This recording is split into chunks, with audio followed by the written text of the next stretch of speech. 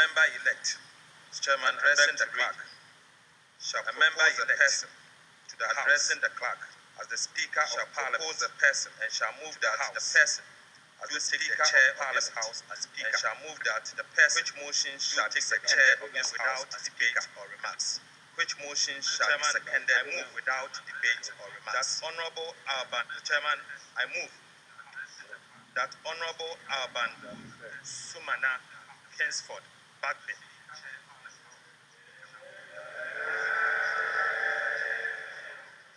do take the chair of this House as the Speaker of the 9th Parliament of the 4th Republic. Mr. Speaker, Mr. Chairman, Honorable Alban Sumana Kingsford Bagbe is a teacher, a lawyer, a politician, a statesman, a result-oriented and transformational leader. He was elected as Speaker of the 8th Parliament of the 4th Republic on the 7th January 2021, thus becoming the first person ever in the history of Ghana and the Parliament of Ghana to be elected to the high office of the Speaker of Parliament from a political party that is neither in government nor controls the majority of seats in Ghana's Parliament. He was called to the bar as barrister and solicitor of the Supreme Court of Ghana in 1982 and engaged in private legal practice between 1983 and 1993.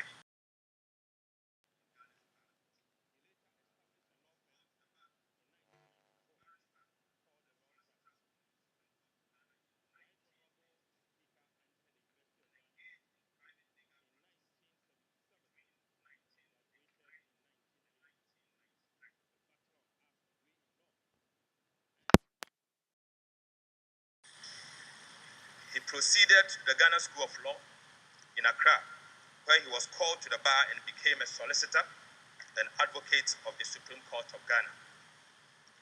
Honorable Babin later earned a postgraduate certificate on privatization of public utilities at the Eastern and Southern African Management Institute, Tanzania, in the year 1999.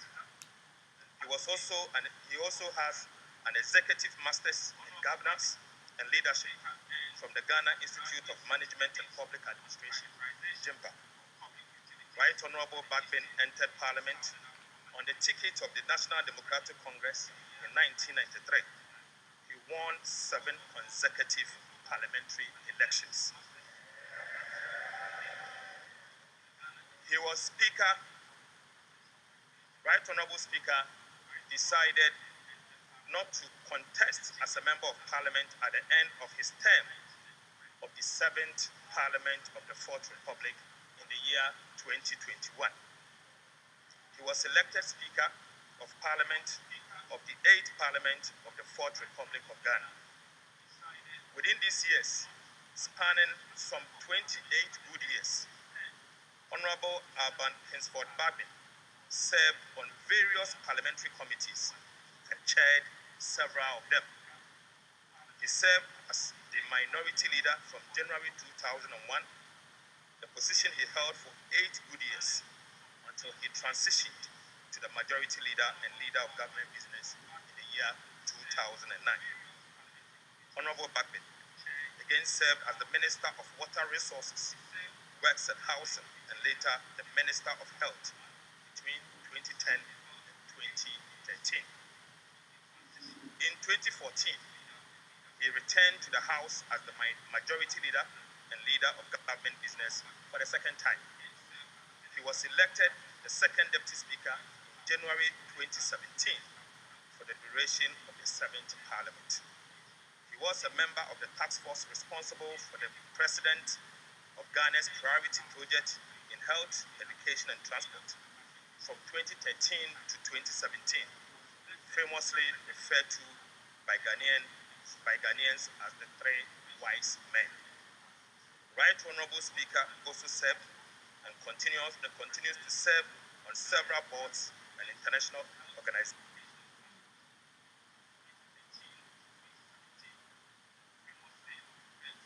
third, fourth, fifth, and sixth Parliament. And he was also in attendance as a member of the Parliamentary Service Board for the 7th Parliament of the Fourth Republic of Ghana. He was a member of the African, Caribbean, Pacific, and European Union Joint Parliamentary Assembly, the ACPEU, at Belgium between 2013 and 2015. He was again a member of the International Council for Parliamentarians for Global Action. He is again the founding member, Global Organization for Parliamentarians Against Corruption, GOPAC, between 2004 and 2014. He was a member of Parliamentarians for Global Action, again between 1994 to 2017. He was the vice president of CPA between 2021 to 2022. Currently the president, Conference of Speakers, and president of African Legislatures. He's a member, International Advisory Council for Global Governance in Washington, and a member of the International Council for Political Renewal, again in the United States, Washington. For his outstanding leadership and lifetime of dedication to public service, both in Ghana and abroad, Speaker Babin was awarded Doctor of Law Honoris Causa, LLD, by the University of Professional Studies, UPSA, in the year 2017. Right Honorable Speaker has won a significant number of international and domestic awards. He's a strong advocate for gender and social inclusion, women's rights and empowerment, and equitable representation in Parliament in all decision-making across the country and globally. He's also noted for his principled, courageous, firm, decisive, and resolute personality. Right Honorable Bagbin is a man of high integrity and a Democrat par excellence. Mr. Chairman, Speaker Bagbin has championed several institutional reforms and the welfare of members and the parliamentary service during his first term as Speaker. In addition to this, he is the first Speaker of this House to demystify Parliament by taking the institution to the doorsteps of the people of Ghana. He is married with 2 kids. I so move. Thank you. Any seconder?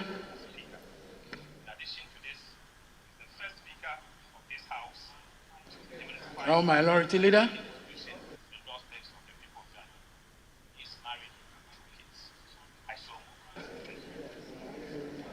Chairman,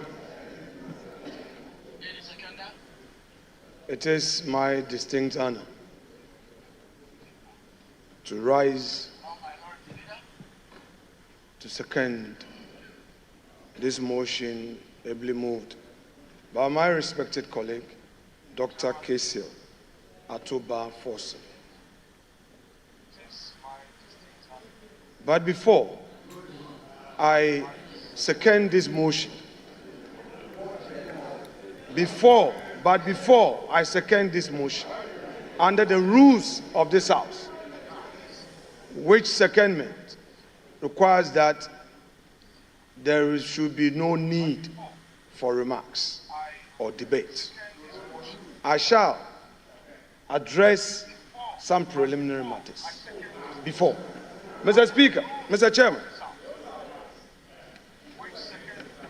this House is an independent constitutional body. The mandate given to us to elect a speaker is engraved in the provisions of the Constitution, in particular, Article 95 of the Constitution. The Speaker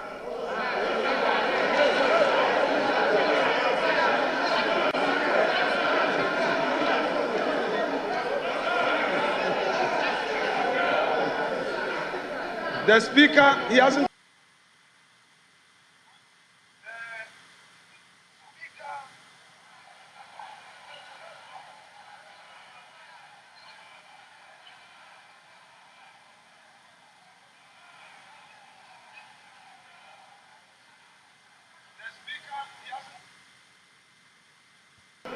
in the history of this parliament.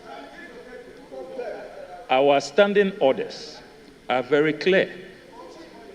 When you rise to second a motion, there must be no remark, no debate. What the minority leader, who has not told us if it is now spiritually okay for him to sit in the minority leader's chair. I don't know what his spiritual advisors are telling him now. He cannot be violently violating our standing orders with such impunity. We cannot accept it. So, Mr. Chairman, please, we invite you to ensure that this solemn occasion proceeds with respect for our Constitution and the standing orders of the House. If you have some, you call it preliminary remarks, you can do that out of the confines of the motion and secondment. You are minority leader. You are well within your right to make your preliminary remarks after. You cannot be violating our standing orders. Please, let's be careful the precedent we set. This is so bizarre. It's never been seen in this House. So, respected minority leader, please. And, Chair, I'm getting the impression that the clerk is allowing the minority leader to dictate the pace. Please, let's see your authority. We will not accept this. Thank you. Thank you. Thank you. Honorable members. Mr. Chairman, Mr. Chairman.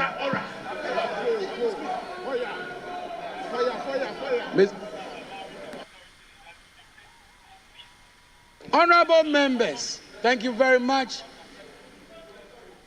The honorable minority leader indicated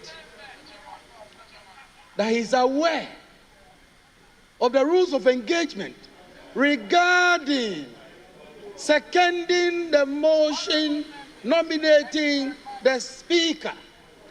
That should be without debate or remarks.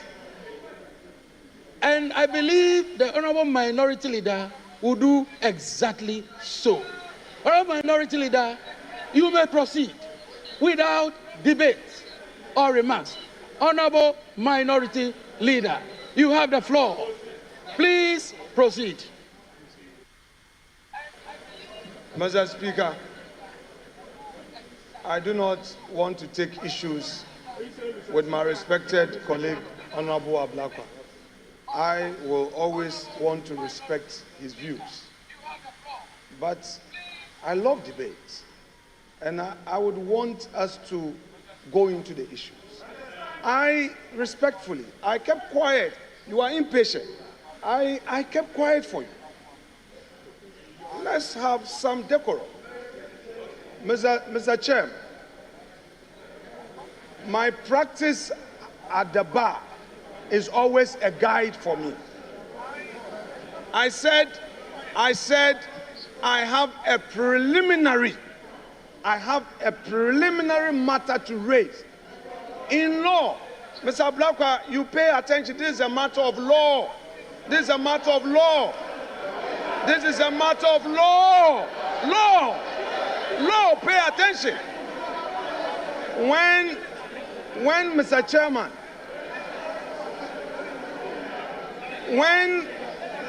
Chairman, I said I have a preliminary matter, I meant to say that I had to deal with the preliminary matter before I get to the stage of seconding the motion. And that is allowed. Mr. Chairman.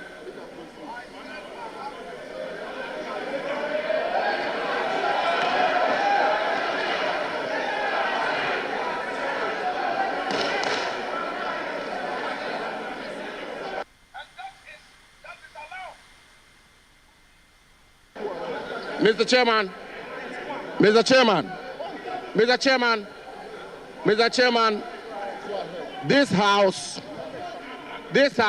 is a house of rules and procedures. Mr. Chairman, before I proceed, let me put on record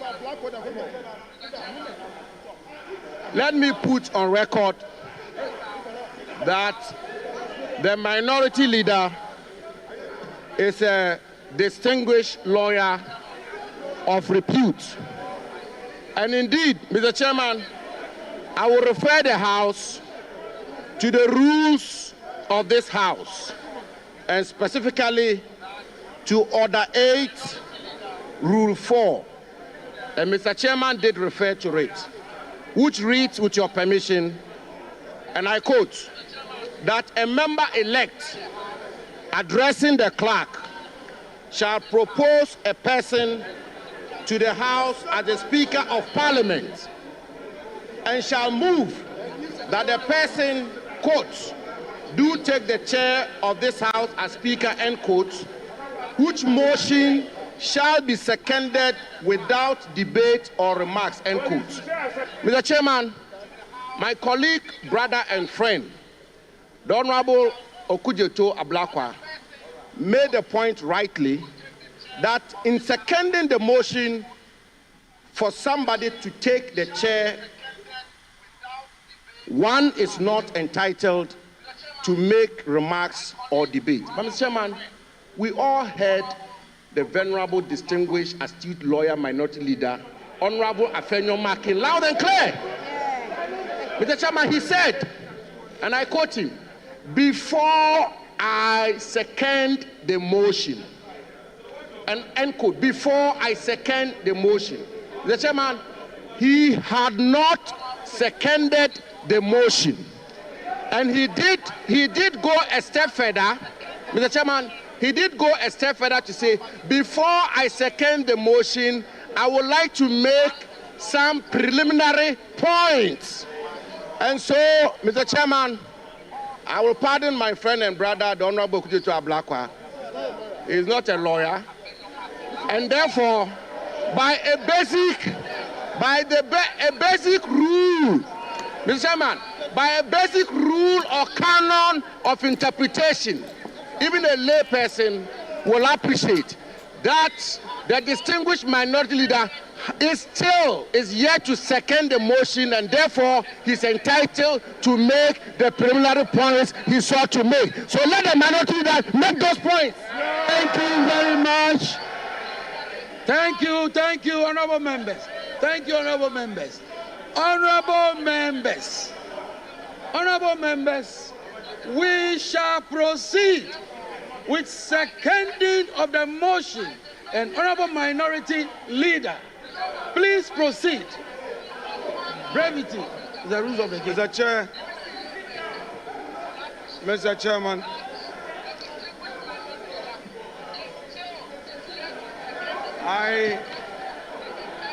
Roxy, sit down. Mr. Chairman, to rise to second a motion is a voluntary act. If he's not interested in seconding the motion, he should sit down. I rise to second the motion. The motion is therefore seconded. Thank you very much.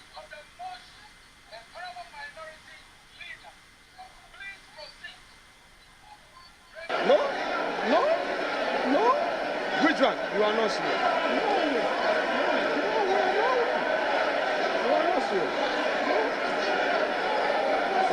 What happened? You don't know what happened.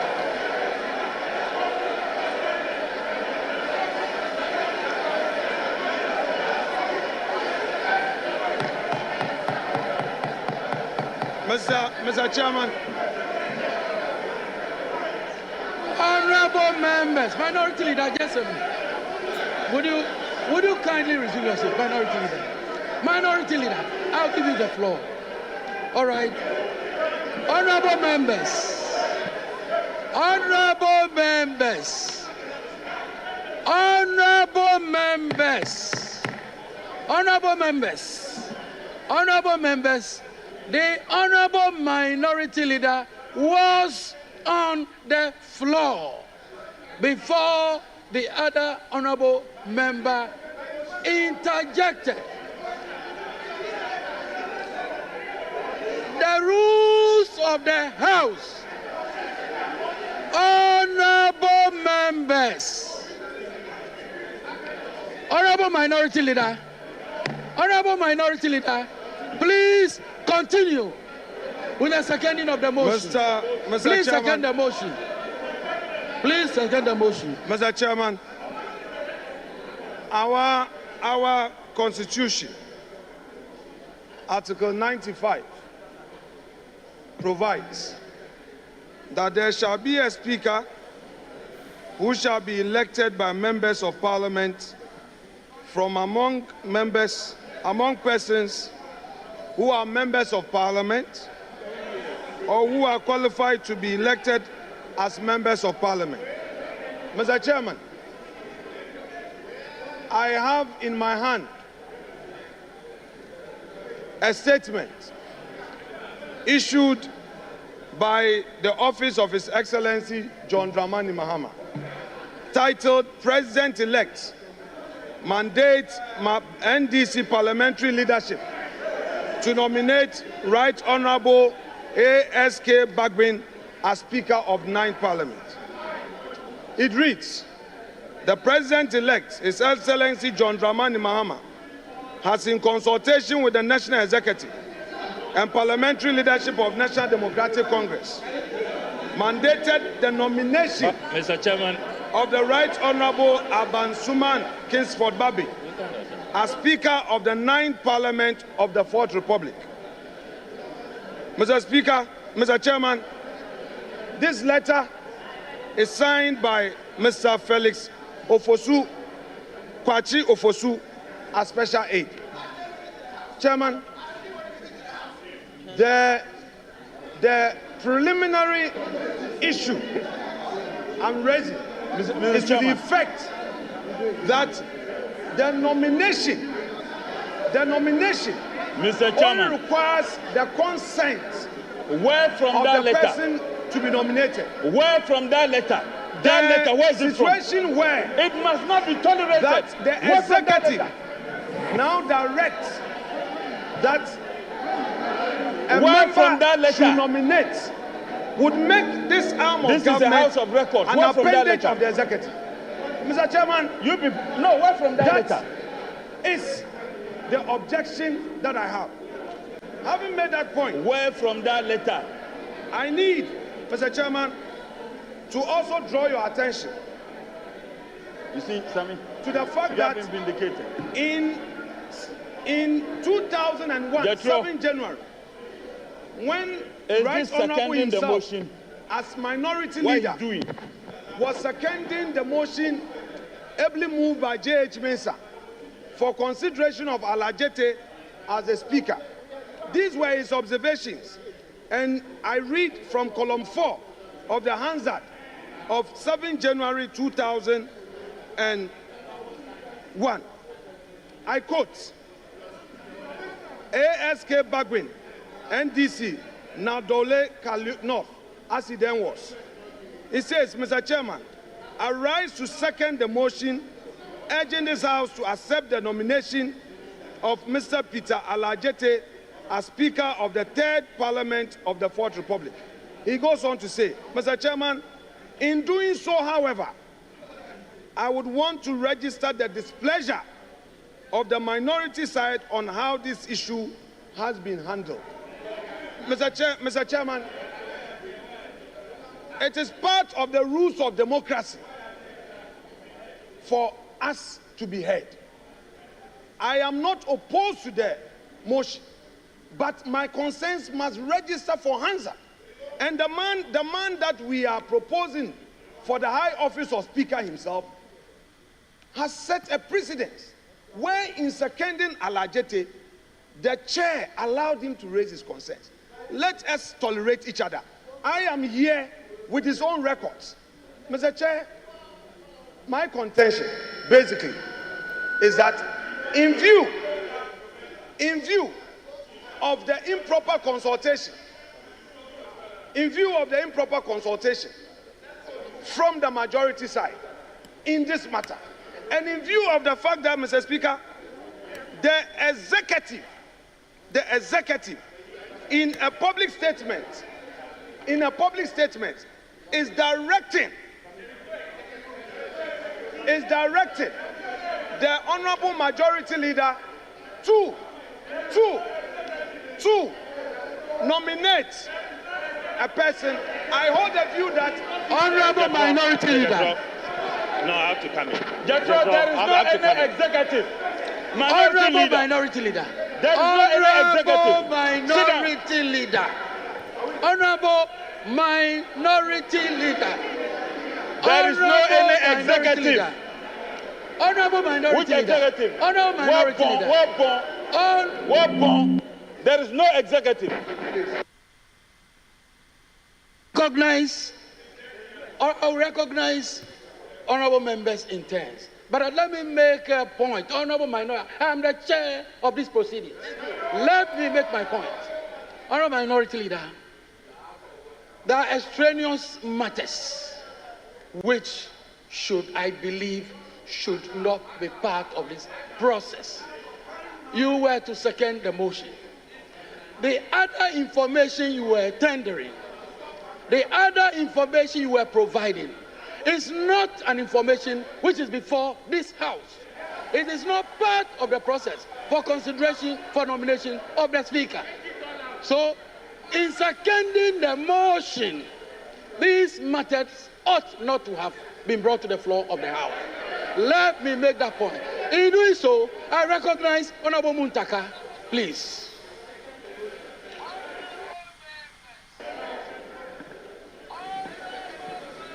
Thank you, Mr. Chair. The Chair, ordinarily, I would not have reason to speak. But because we have rules, and you have a leader grossly abusing it, I need to draw his attention. Aside Order 7, I want to refer the Minority Leader to our Standing Orders 11510. And in 11510, it says, and I read, under rules of debate, and I read, a member seconding the motion or an amendment shall state, Mr. or Madam Speaker, I beg to second the motion or amendment, except that this may be without limiting the right of the member to speak later at a later stage within the debate.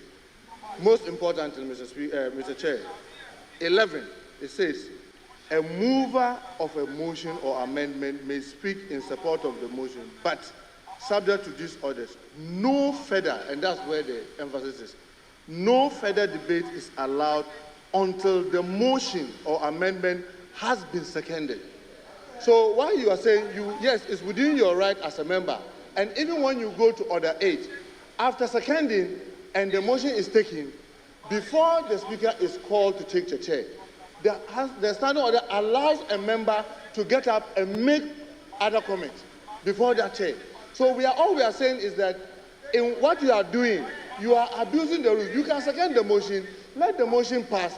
If you have something to say, you get up and you cut the out of the chair, and then you'll be allowed to speak. So with this, you are abusing our rules, and we need to draw your attention. Thank you very much, Mr. Chair. Honorable Minority Leader, I take it that you have seconded the motion.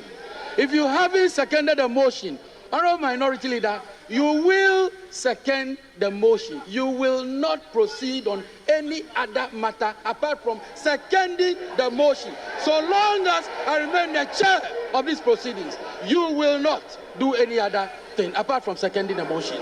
Thank you. Mr. Chairman,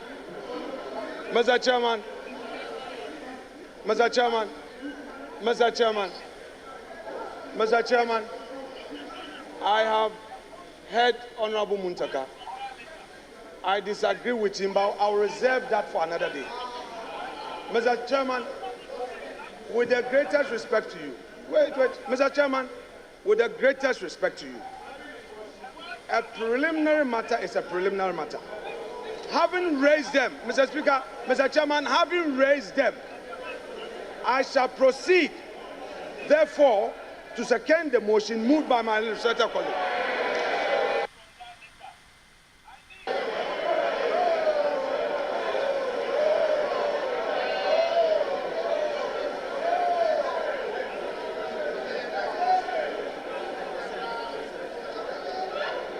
All right.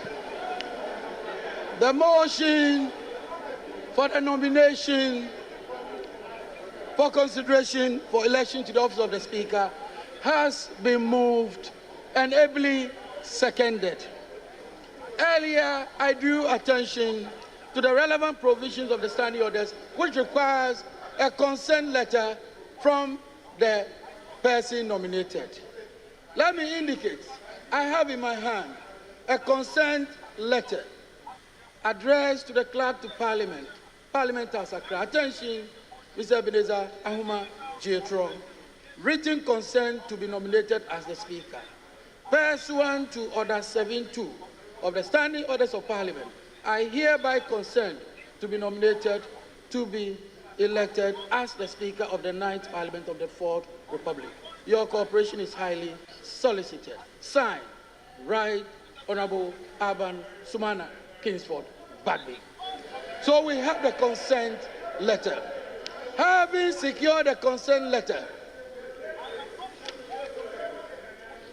yes, it is appropriately tabled. It is appropriately tabled. Yes, together, yes, together with all, yes.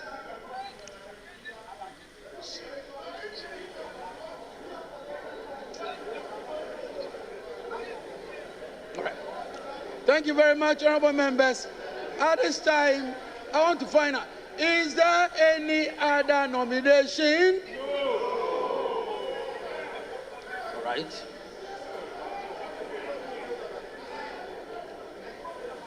Mr. Chairman, in response to your question, our side has no other nomination. Just for the record, we do not have any other Why are you scared? You think we want to pull a fast one on you? Why are you scared? Mr. Speaker, why are they scared? We are not pulling a fast one on you. We will not. Are you sure you don't have any other nomination yourself? Mr. Chairman, I want to find out from our side. Mr. Chairman, have patience for the process. Our side, the MPP minority, has no other nomination.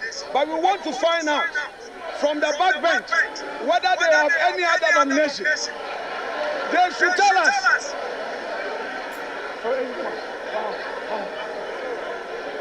Whether they are only relying on the president-elect's nomination or they have another one. They should let us know.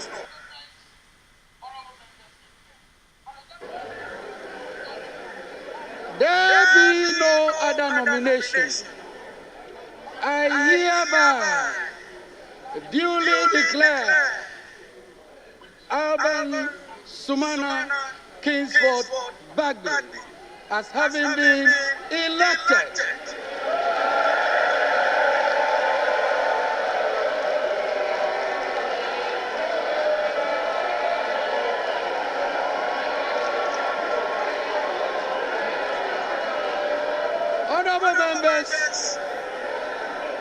Honourable members, we will continue with proceedings.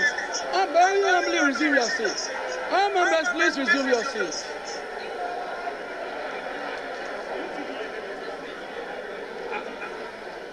Now, we will invite the sponsors to conduct Alban Sumana Kingsford Bagby to the chamber. As Alban Sumana Kingsford Bagby is being conducted into the house, I shall invite the Chief Justice, Her Ladyship Justice Tokonu, to proceed to the days for the administration of oath.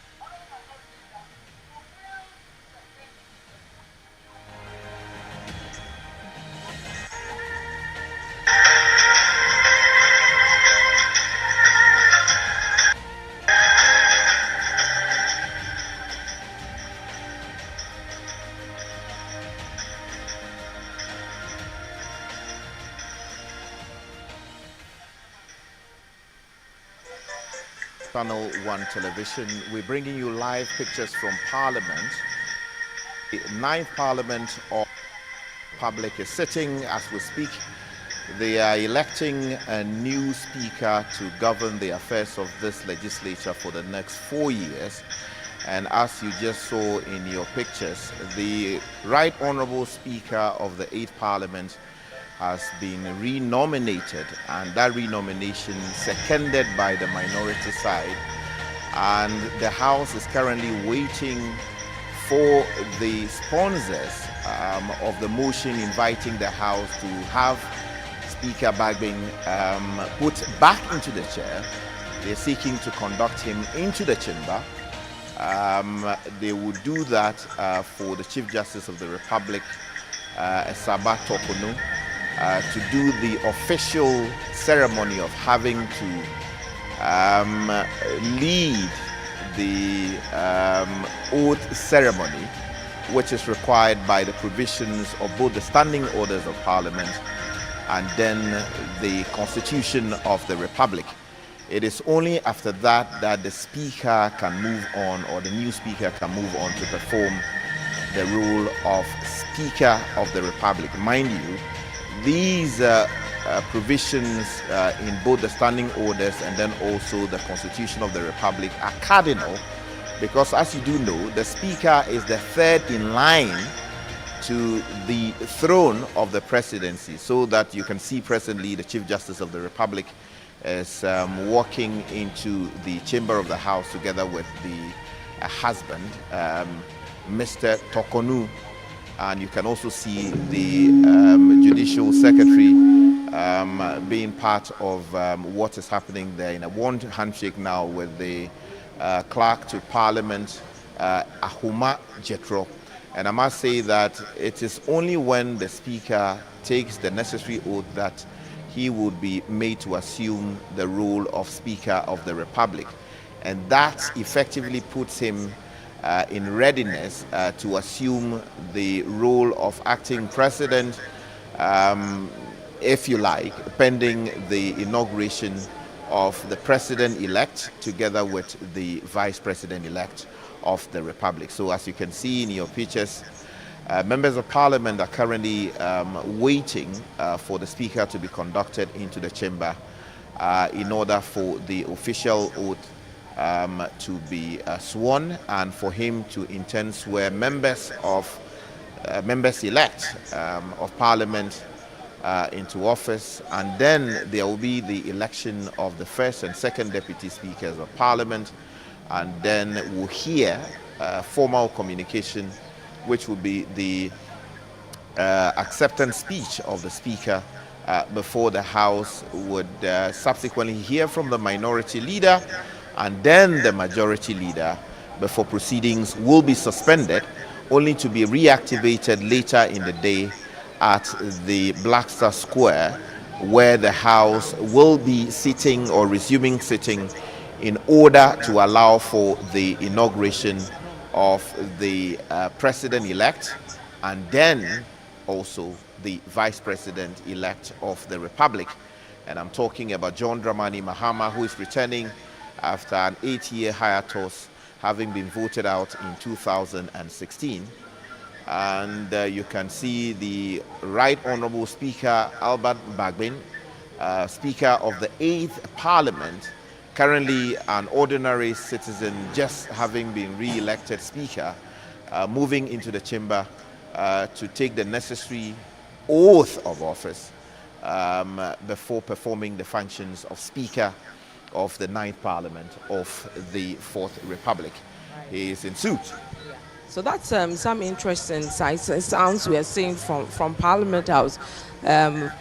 Former Speaker and now a Speaker again, Bagbin, coming in to be sworn in to take the role again as Speaker of Parliament. It's been an interesting one, seeing the Clerk of Parliament being heckled by both sides over some Her Ladyship, the Chief Justice, to administer the oaths of allegiance and the oaths of office of the Speaker to the Speaker-elect. Your Ladyship, the Chief Justice may proceed to the dais for the administration of the oath.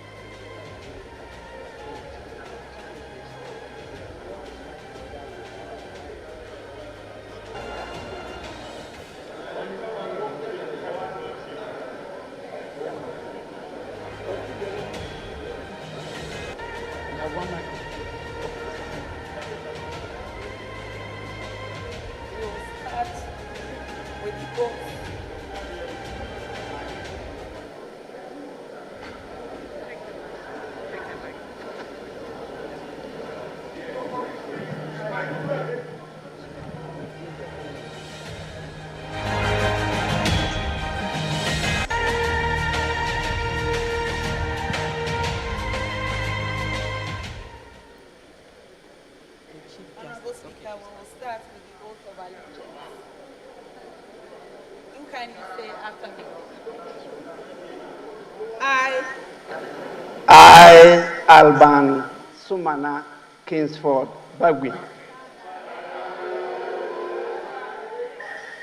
do in the name of the Almighty God swear do in the name of the Almighty God swear that I will bear true faith and allegiance that I will bear true faith and allegiance to the Republic of Ghana to the Republic of Ghana as by law established, as by law established, that I will uphold the sovereignty that I will uphold the sovereignty and integrity of Ghana, and integrity of Ghana, and that I will preserve, and that I will preserve, protect, and defend the Constitution of the Republic of Ghana. of the Republic of Ghana.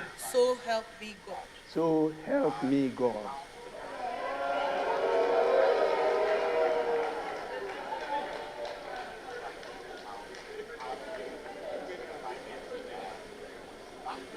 Now we will have the Speaker's oath.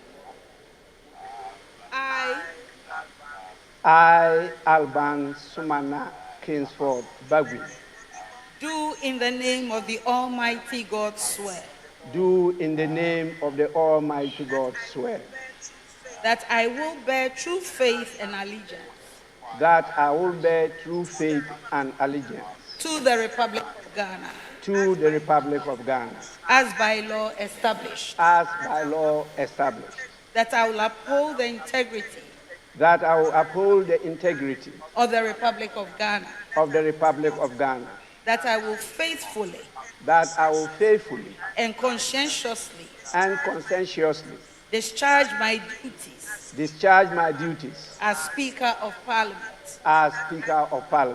and that I will uphold, preserve, protect, and defend the Constitution of the Republic of Ghana, the Constitution of the Republic of Ghana, and that I will do right to all manner of persons in accordance with the Constitution of Ghana and the laws and conventions of Parliament without fear or favor, affection or ill will. So help me God. So help me God.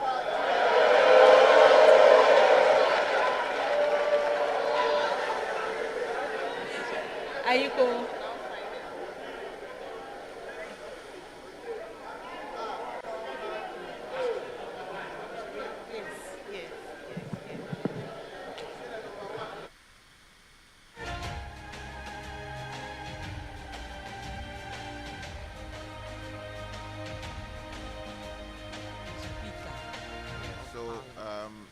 So two separate, documents from which he read. Yes. And you find those in the second schedule of the Ghanaian Constitution. Okay. First of all, pledging allegiance to the Republic, and then taking the Speaker's oath. He now has to endorse them. There's those two. To show that, yes, you have signed into being what you have said. That is the record, so that if something happens tomorrow and they want to hold him responsible on the basis of what his own words were tonight, that will be a record showing exactly what he did this very morning. Okay, so that's what he's appending his Yes. signature to, with the Chief Justice looking on. Yeah, You also and have these the clerk. Yeah, and you'll find these copies properly filed at the appropriate, quarters. Where it should be. But before we got to this point, there were some interesting developments we saw with the minority leader trying to make some preliminary statements before endorsing the speakership.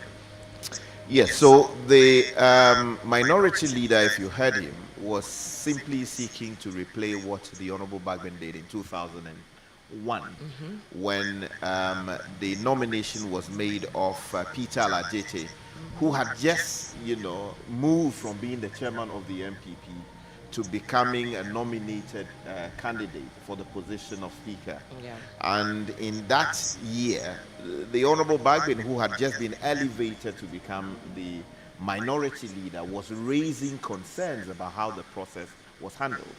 Because he said that it was only during the day that the nomination was being done that the minority side had become aware that it was going to be the Right Honorable Peter Alajete, and that there was not a proper consultation with his side. He also thought that a former chairman of the MPP... Richard, hang on. I think the Chief Justice... Yes. God bless you.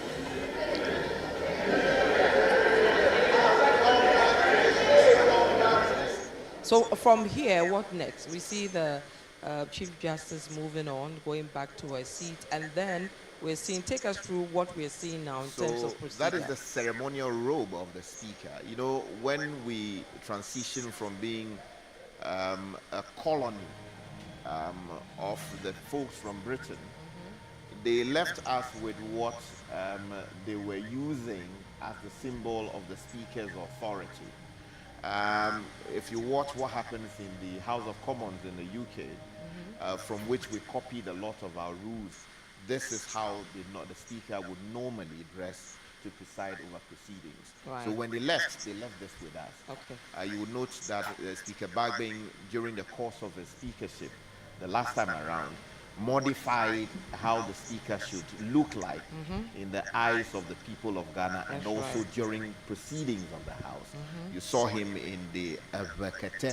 Yeah. You also saw him in northern attire, in some cases sporting, things or clothes worn outside the borders of Ghana. Yeah. And then also the Ashanti way of dressing, and all that. all of that. So that is effectively what has been done. He has gotten into his official attire as Speaker of the Republic, and he will now properly, so-called, assume his role as the Speaker.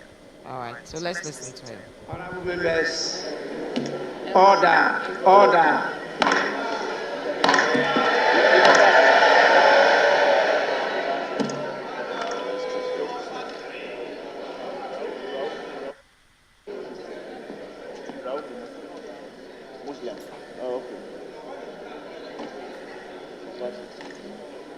Honorable members, it's now time for us to move to item 5 on the order paper.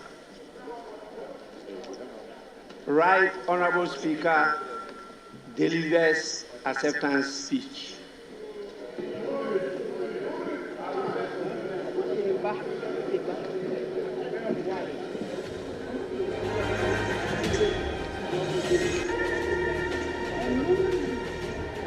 Honorable members, I proceed to deliver my acceptance speech.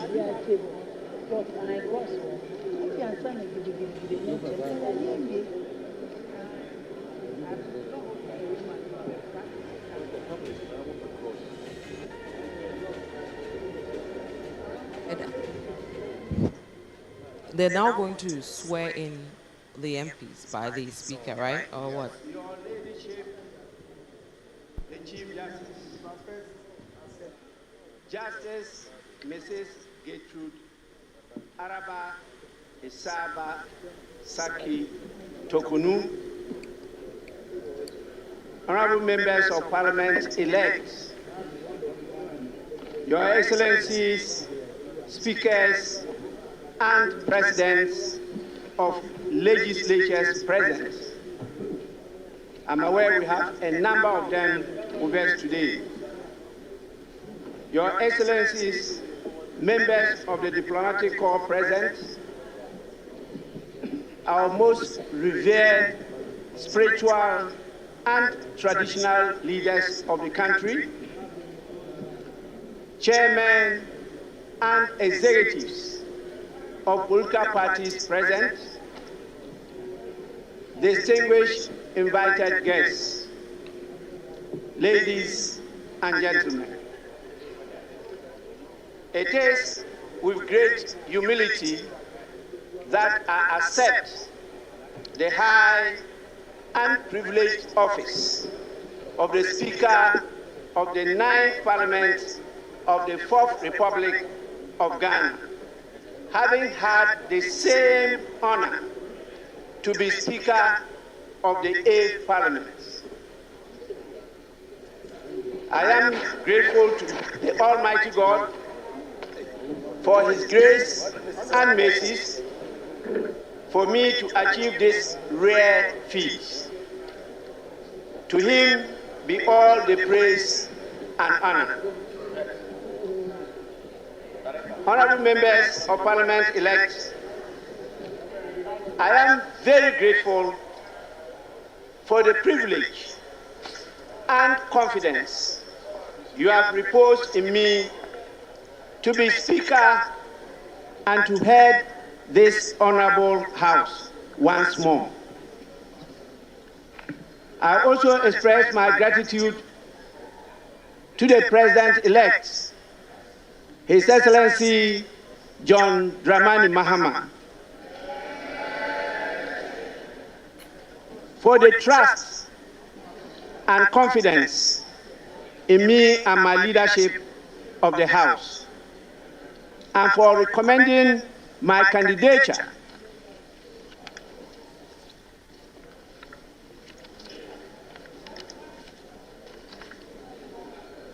in consultation with the leadership of the great National Democratic Congress to be elected Speaker of this Parliament. I came to the Speaker of the 8th Parliament with my experience as the longest legislator of the House. I now come to the 9th Parliament with just not that background, but now with the experience of 4 years of speakership of a very difficult hung parliament. I promise to bring all these experiences to bear in guiding this House to perform its mandate with efficiency, diligence, and above all, with a sense of being the bulwark of democracy in Ghana. To the good people of Ghana who continue to hope for a better Ghana, I urge you to support your parliament and be interested and engaged with the work of Parliament. As the standard orders of Parliament direct, after we have performed this duty of electing me as the Speaker of Parliament, I will have the singular honor and duty to also proceed to perform the other duties imposed by the standing orders of the House. That is, to swear in the members-elect and proceed to supervise the election of 2 deputy speakers of the House. Once again, I am very grateful for this great honor. I thank you so much.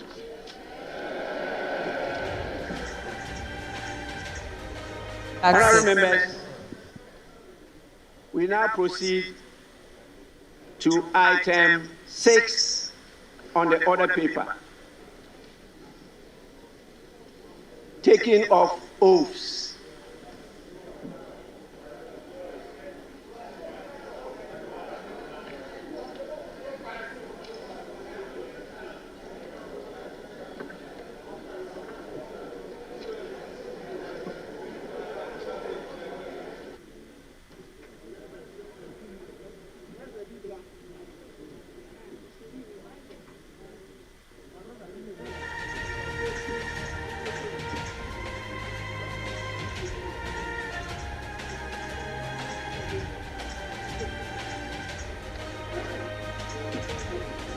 So, Richard, I believe he has accepted the position, and his next move is to swear in the MPs. And Honorable Law, this is to both of you. Is that the case? Yes. So, having now accepted his election as Speaker of the 9th Parliament of the 4th Republic, his next role is now to swear into office the various MPs elect.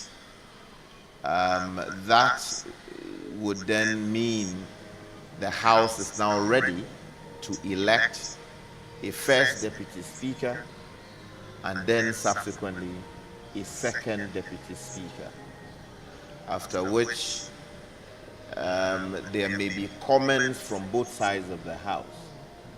The leadership would have a few things to say about the Speaker before we bring proceedings to a suspension, only to resume subsequently later during the day at the Blackstar Square. That's So that we can swear in our newly elected president and his vice president elect. Okay. I believe he's back on the floor.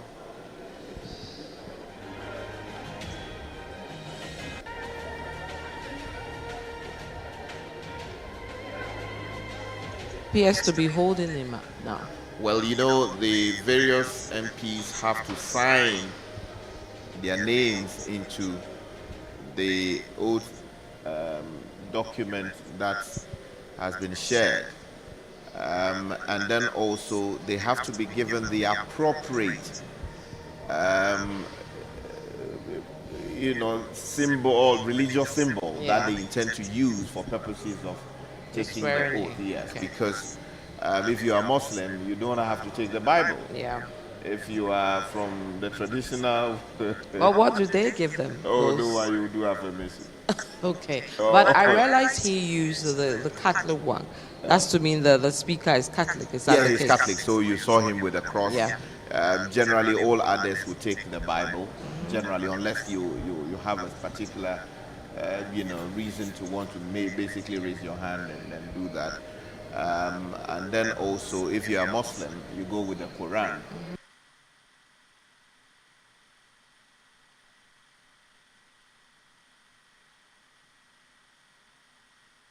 Or the scriptures that you intend to commit your life to, and your office to, and subsequently there will be the swearing-in ceremony.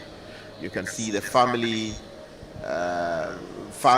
if you like, relations of all the MPs elect. Chiefs are also here to observe this all-important ceremony. And I believe I'm sure Honorable George Lowe is replaying in his mind what happened some 8 years ago. Yeah, sure. And, you can also send your mind to those who did not have the privilege of being sworn in this evening with the resolution of the 8th Parliament. Yes. Those who lost. And you wonder how they are thinking, even as they watch from home. and they will start now thinking about their future and the next steps. Whether they'll try so again. Everybody in there has a bit of, you know, their share of what is going on. How was that experience for you like? Because you came in hardworking member of parliament, fantastic, you know, at committee work, and then also on the floor, helping your constituents, and for some reason, the primaries did not go your way. And you must have been watching proceedings like this. Well, yes. But the good thing about our time was that you lost your primaries about a year to the general election. So you would have sufficiently processed these ones, internalized them, and gotten over largely the facts. And of course, you would have decided your next steps. In fact, by this time, I had already started active legal practice. So you woke up on the day after the swearing in, and you could appropriately dress and show up in court. And so that helped a bit. But for those who do not have anything to fall back on, I'm sure that it will be a very traumatic time. And I experienced that with some of our colleagues. We see that the MP elect for Akwatia is going ahead to be sworn in. What are the legal implications for him? Well, I think let me ask my colleague Selom to take this one, if there are further comments. Yes, so the question is, what are the implications for the MP-elect for Akwatia, who has decided, at least from the communication we heard from the minority leader, to take part in proceedings, in other words, to be sworn into office as Member of Parliament, although he had been warned, first of all, that constitutionally, he is a stranger in the House and ought not take part in proceedings. And secondly, that there is pending, or the Parliament has received a document from the courts indicating there is a freezing order to the effect that he should not take part in today's proceedings. Well, I mean, it's obviously an act in contempt of the court, and particularly given that this conduct has been given a constitutional mention, makes it even tricky for him. When you look at Article 105 of the Constitution, for example, it says, which the chairman hold on, we'll come back to you. To be sworn in.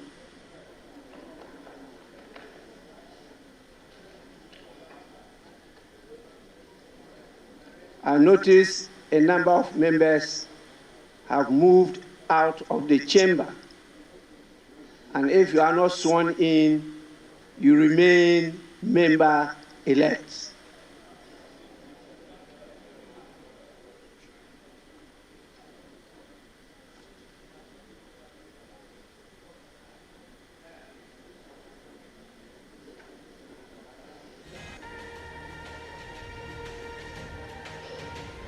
I mean, so the reading of Article 105 of the Constitution says a person who sits or votes in Parliament knowing or having reasonable grounds for knowing that he is not entitled to do so commits an offence and shall be liable on conviction to such penalty as shall be prescribed by or under an Act of Parliament. So in the first place, he is aware that he is not supposed to be sworn in, he is not supposed to be there, and he is there taking part in the process.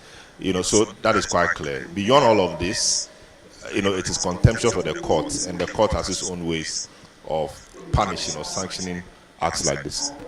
In the presence of some important dignitaries in the House, we have the spouse of the Chief Justice of us, Mr. Francis Tokonu. Apart from my spouse, Madam Alice Adjoa Yunus. We also have His Excellency Adama Bitogo, Président Assemblée Nationale de Côte d'Ivoire.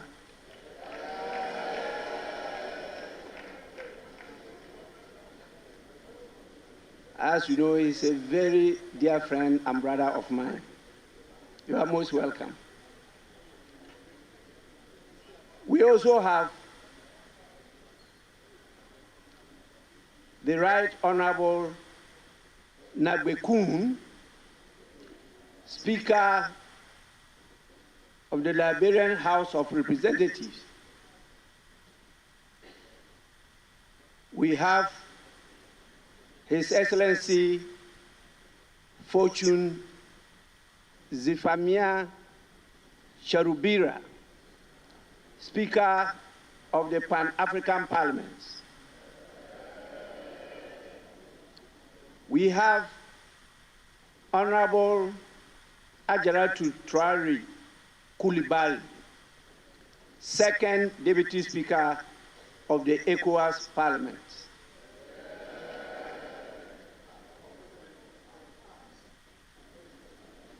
We have the Chairman of the National Democratic Congress, Honorable Johnson Asiedu Nketia.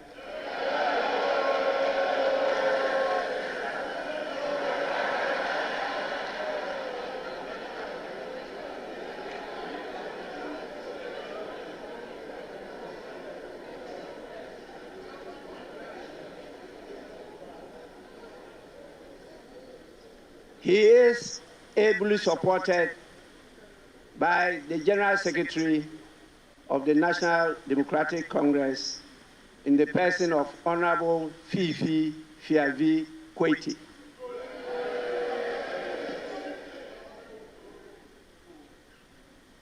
We have the Chairman of the Foreign Affairs Committee, Information, Broadcasting, Cultural Affairs, and Tourism Committee, and also the Vice Chairman of the Maritime Committee in the person of Senate Abraham Darius Dillon.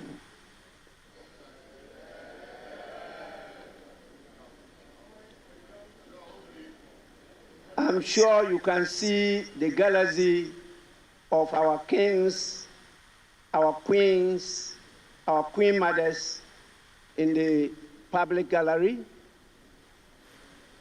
And I see your lovely, the term I use here is spouses of members of parliament. And those who actually lead us spiritually. We have a lot of religious leaders with us. So those of you who go quoting the holy books, whether the Holy Quran or the Holy Bible, please kindly take note and don't mislead when you are quoting. We have a number of the members of the diplomatic corps with us. On your behalf, I warmly welcome all of you. Now I can see that all members are present. Honorable members, members-elect actually, in accordance with Article 100 of the 1992 Constitution and Order 13.1 of the Standard Orders of Parliament, I shall proceed to administer the oaths to you, members-elect, and you may swear on the Bible, the crucifix, or the Holy Quran. Alternatively, a member-elect may make and subscribe to a solemn affirmation.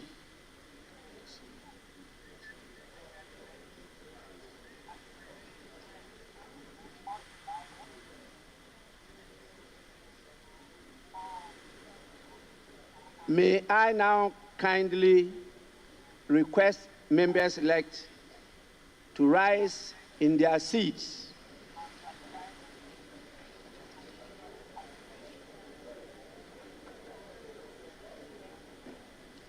I intend to commence with the oath of allegiance.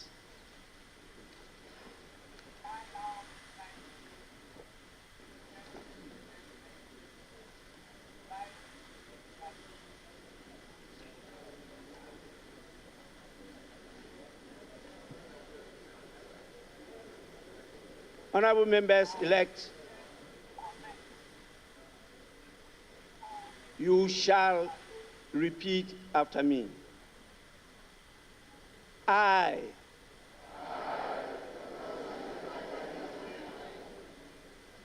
do in the name of the Almighty God swear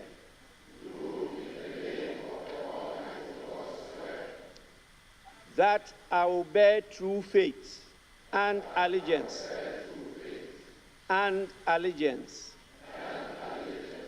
to the Republic of Ghana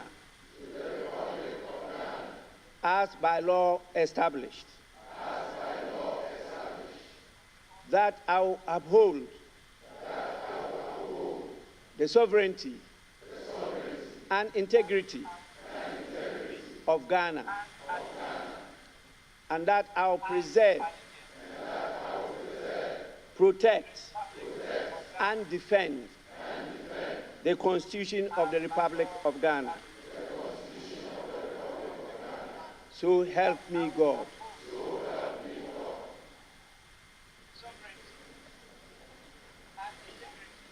We shall now proceed to the oath of a member of Parliament. And once again, you repeat after me. I, having been elected a member of Parliament,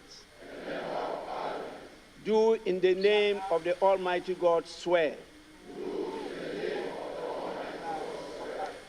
that I will bear true faith and allegiance to the Republic of Ghana as by law established, that I will uphold, preserve, protect, and defend the Constitution,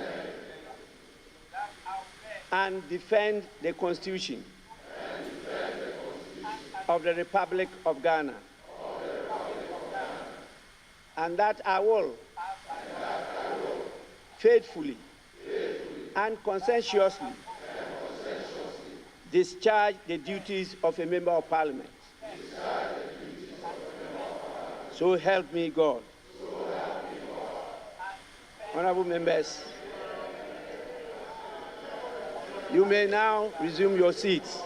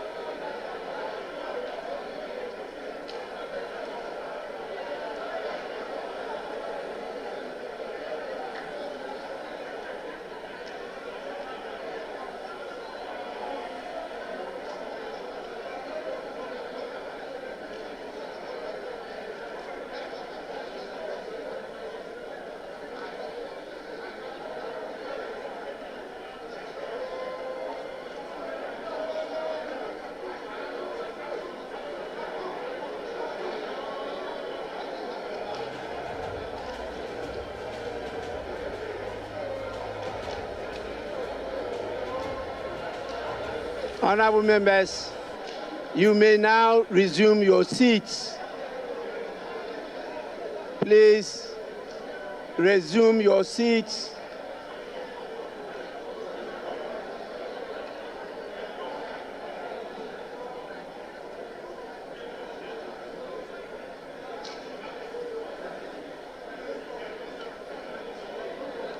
Honorable members, resume your seats.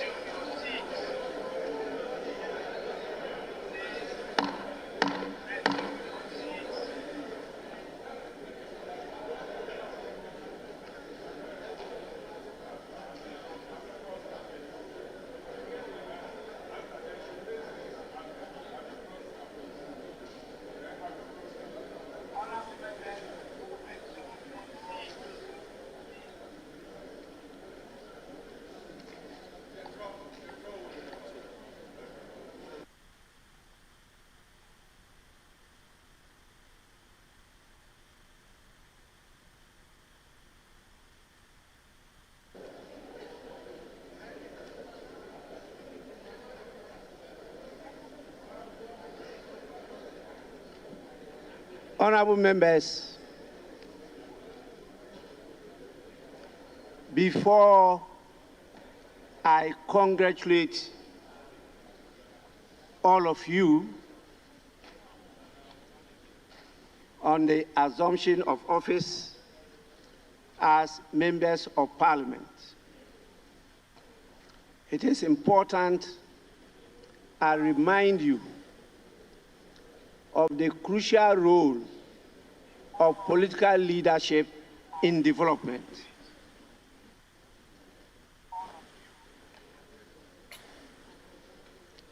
Honorable members, it is very important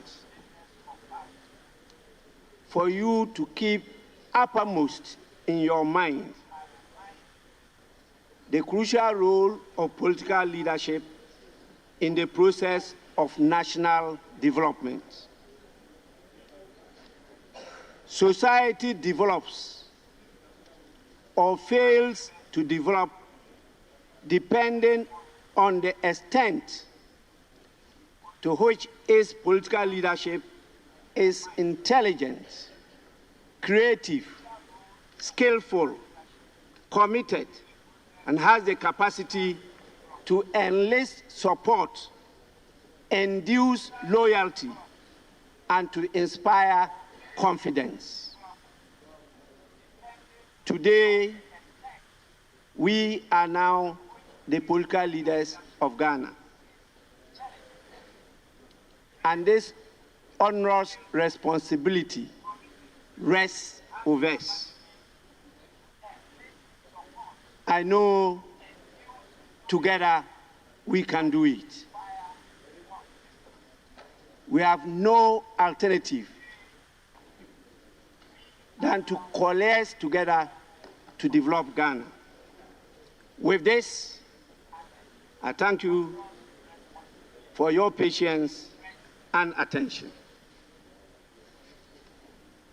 I will, on behalf of your constituents, the good people of Ghana, and our beloved Mother Ghana, congratulate you all for this achievement. I'm aware of what you went through before you got elected to this house. And I trust that you will not abuse the trust and confidence of the people. With this, honorable members, you are all to sign the oaths and submit the signed copies to the Marshal.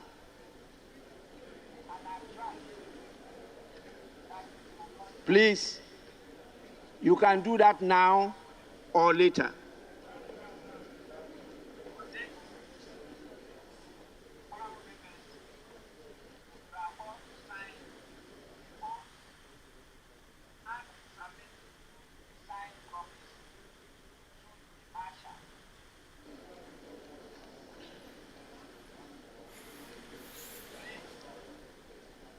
Honorable members, happily, your new standing orders is in print. and you'll be giving copies soon.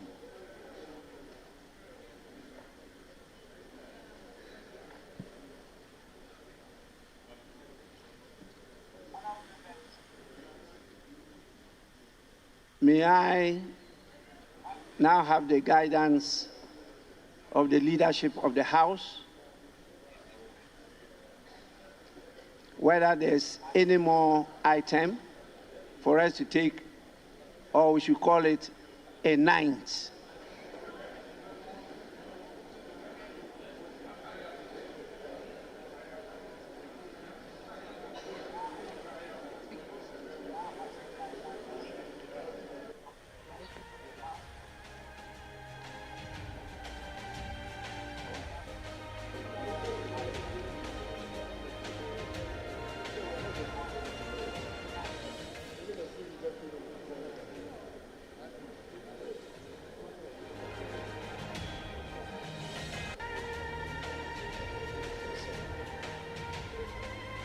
Honorable George, I thought the next thing, okay. And leader of the House. Thank you, Mr. Speaker. Mr. Speaker, may we please proceed to item 7. The House elect deputy speakers, item 7. Thank you, Mr. Speaker. Honorable members, is that the sense of the House?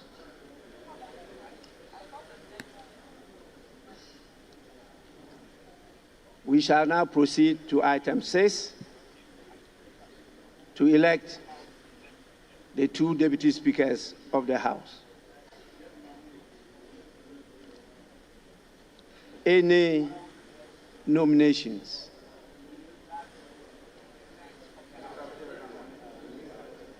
Right, Honorable Speaker. Pursuant to Article 96 of the 1992 Constitution of the Republic of Ghana, and the Standing Order 12 of this House, I hereby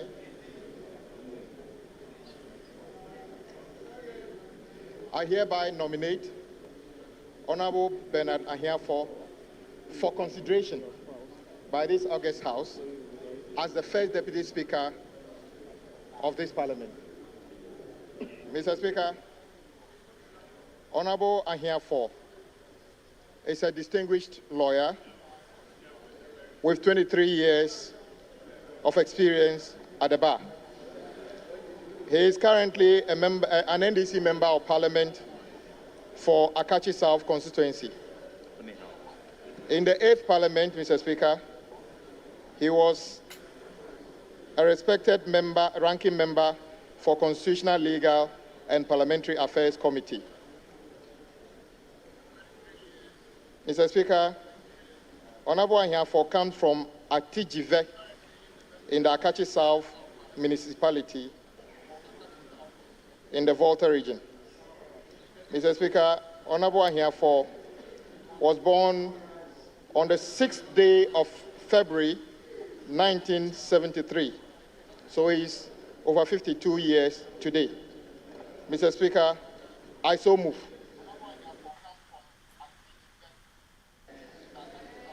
Honorable members, any seconder? Right, Honorable Speaker, I rise to second the motion ably moved by Honorable Member of Adaklu, Honorable Kwame Abuja. I so move.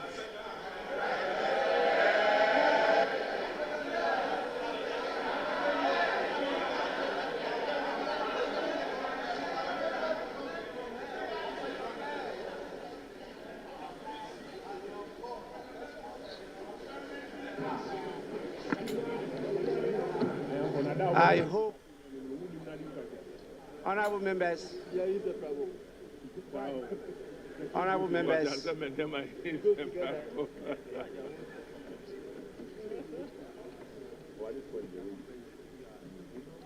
honorable members, I hope this time around there will be no theatrics, and so I'll proceed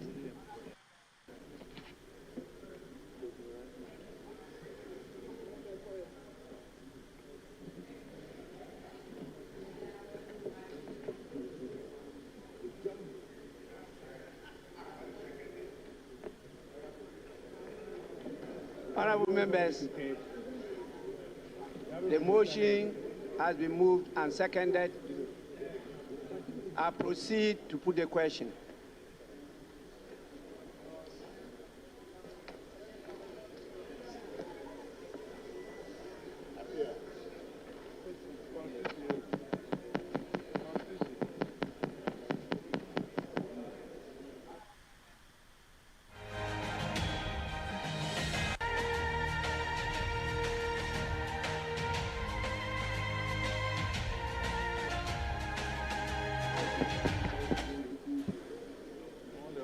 Honorable members, can you hear me?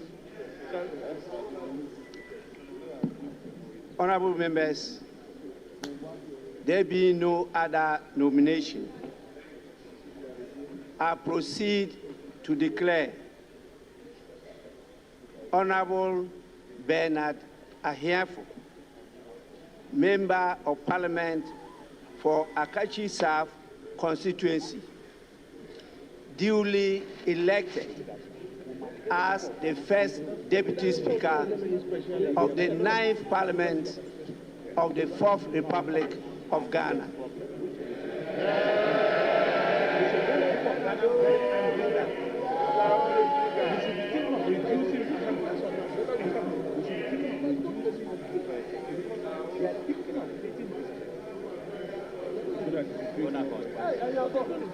That's why they used to do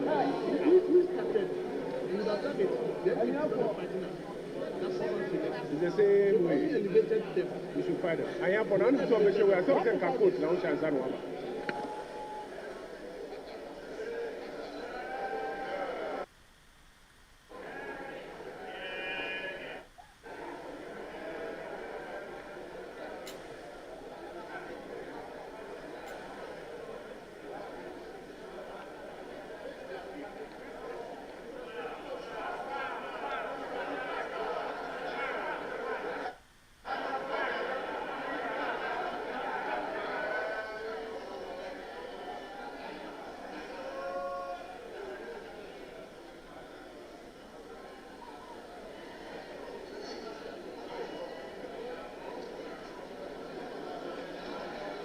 Honorable members, may we now proceed to the election of the second Deputy Speaker.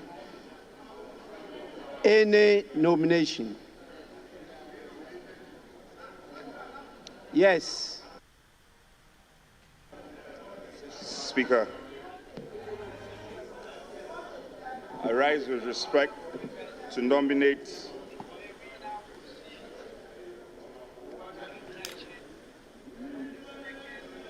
Speaker, I rise to nominate the Honorable Andrew Esiama Amoako for the position of the second Deputy Speaker. Speaker, the Honorable Amoako Esiama is a respected surveyor, a lawyer, an educationist, and to top it up, a politician.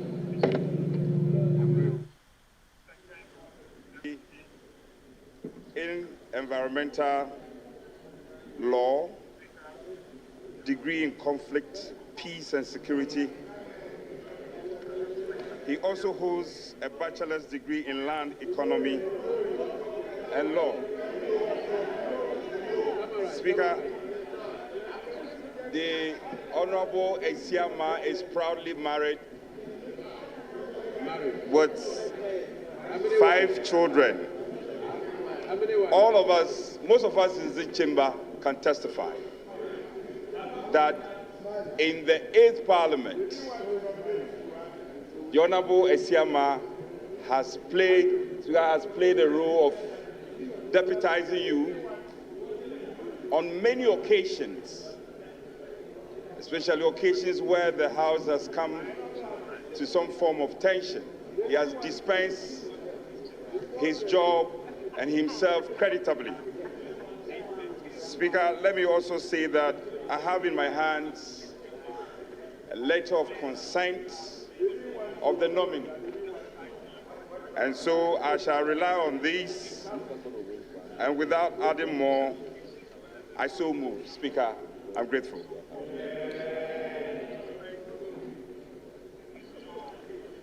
Honorable members, any seconder? Mr. Speaker, having regard to Article 96(1)(b) of the 1992 Constitution, noting the election of the first Deputy Speaker from the NDC party, I beg to second the motion. Thank you.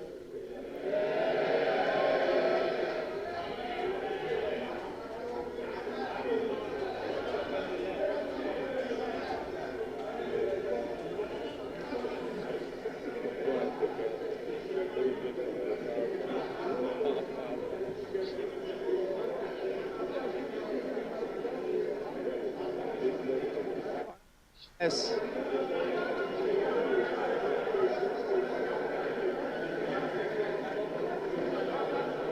There being no other nomination,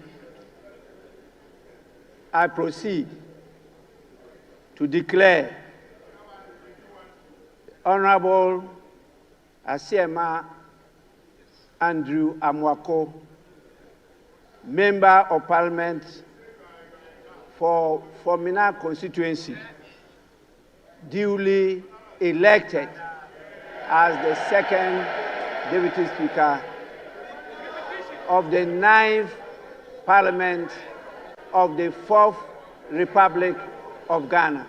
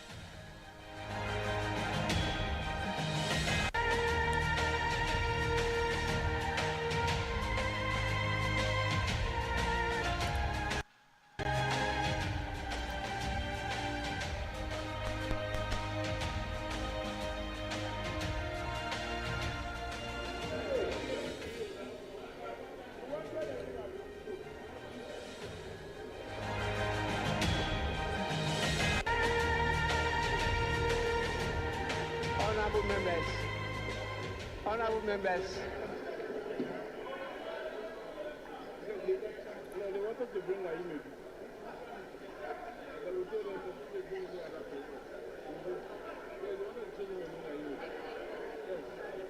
honorable members, this is the first sitting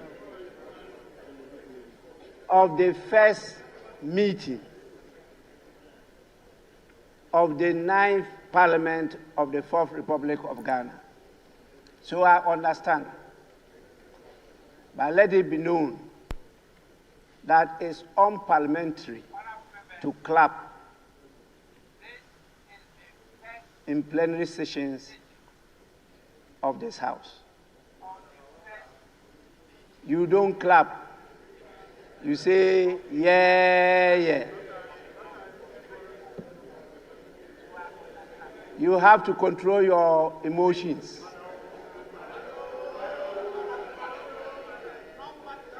It's a learning process, and so it's important I draw your attention.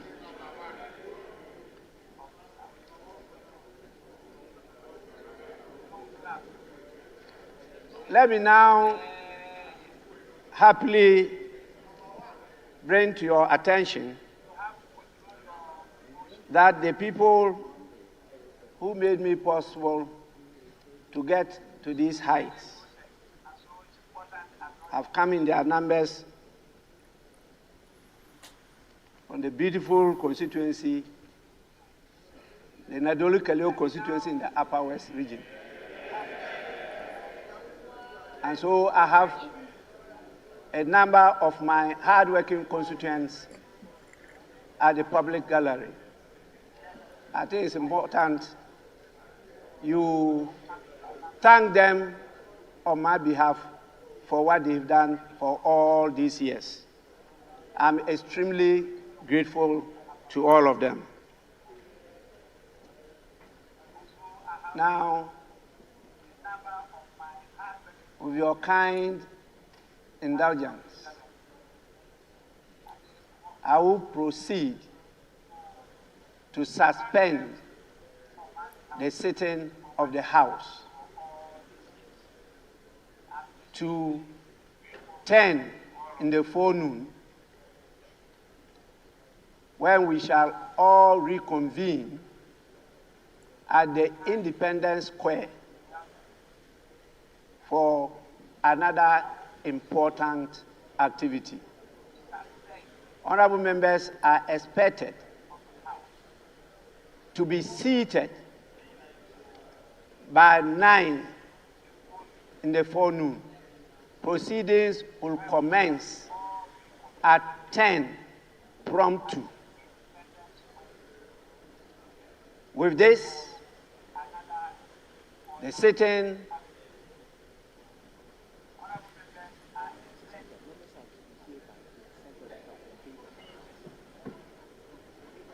honorable members, I've been given further information that in view of the numbers expected at the Independence Square, you are all urged to convene in the presence of Parliament, where there will be some buses to convey you to the venue, that is the Independence Square. And so you are expected to be here before the 9 in the forenoon. Please, let's be time conscious in this matter. With this,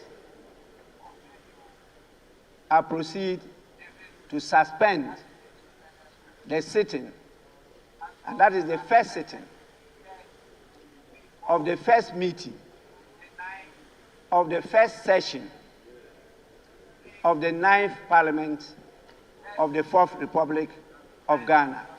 The House and sitting is accordingly suspended.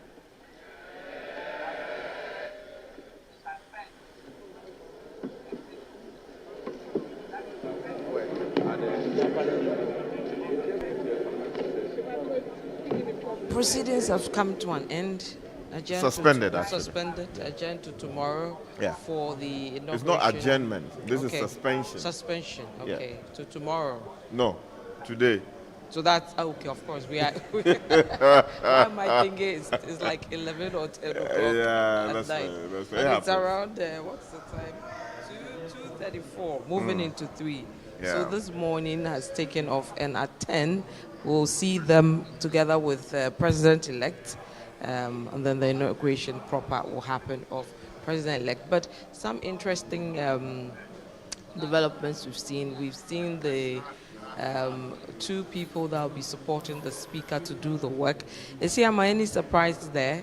I believe I have all of you said is likely to be the one to be chosen. So I think the name that wasn't really reiterated here or reinforced there was Isiama. So any surprises there for you? Let me start with you, because Stan. I actually broke the story about the fact that he was likely to be retained as the Deputy Speaker, the second Deputy Speaker. Of course, some NDC people disputed the publication, that the grassroots people are not happy and they will not allow that to happen.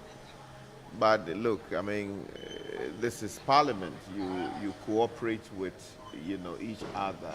Horse trading is done. You reach out to the other side so that level of cooperation will continue for the next 4 years. Of course, there'll be areas of disagreement, and you should expect that. Of course, we saw that with the objection or the preliminary issues that the minority leader raised. So I am not surprised that he's been made the second deputy speaker. Of course, he's done the job over the last 4 years. We do know the circumstances under which he was thrown out of a previous parliament by the Right Honourable Michael Quay. Unfortunately, that decision was not challenged as of that time. This time around, when the Honourable Bagbin threw him out, the majority leader at the time decided to challenge it, and he was restored by the Supreme Court. He went on to win re-election and is back, and is now a deputy speaker in the 9th Parliament, and congratulations to him. All right, Honourable George-Lo, your thoughts on Isiama? Very, very interesting and very intriguing story about Honourable Isiama. If you that trajectory as a member of parliament, having been thrown in and out and in, and now has, you know, gotten a second bite at the deputy speakership. I wish him well, but it also tells you that until the final dust settles in politics, you can't predict anything. Yeah. For many, I'm sure many out there, they would be surprised that this has happened. But as I told you, Parliament is about consensus building, and so I believe that some backroom conversation has been had, and leadership have decided that they would give a bite of the cherry to the other side, so that together as a people, together as Ghanaians, we proceed to do. But interesting times, as I promised you, it wasn't without ceremony. The elections have been done, but we thank God this year has been much, much, much better than the fisticuffs than what we saw some 4 years back. 4 years back. So it's all well and good. We pray that in the next few hours, would continue, the House will reconvene at the Independence Square, and the other processes that Parliament needs to do as to the swearing in of the President-elect will be carried out, and we'll proceed from there. Okay. Salam, let me take your thoughts on the new speaker, the two others. Well, I think it's been well and nice, an expected team. So Speaker Bagbin, yes, we knew this was going to happen. Bernard Ahiafo, great one, and then Isiama, who has been there before. So this is a repeat for him as well. I think it's a good team, and we hope that together they will be able to steer the affairs of the House properly. I only wish that in this era of affirmative action, you know, it would have been nice to see a woman in one of the deputy positions. That would have been the icing on the cake. But, I mean, the women in the House are few. Perhaps this would have encouraged more people, I don't know. But it would have been nice to have a deputy speaker being a lady. But be that as it may, it's a nice one. And I hope they are able to help Speaker Bagbin steer the affairs of the House.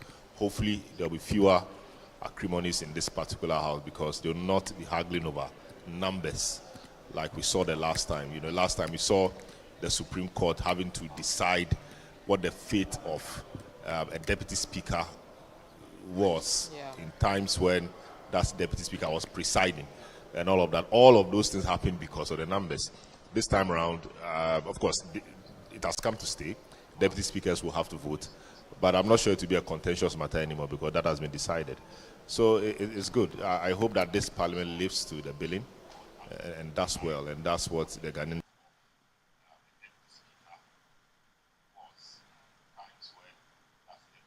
I want to celebrate both sides of the House, because, I mean, if you listen closely to the walls of the two sides,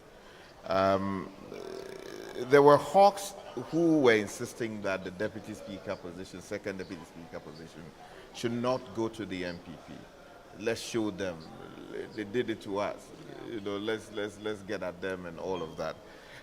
But I think, you know, moderates have prevailed, and also particularly because there were those who wanted to take out Bagbin, you know, and the president had to issue that letter, which he ought not a letter, a statement, have issued, because it created a certain impression.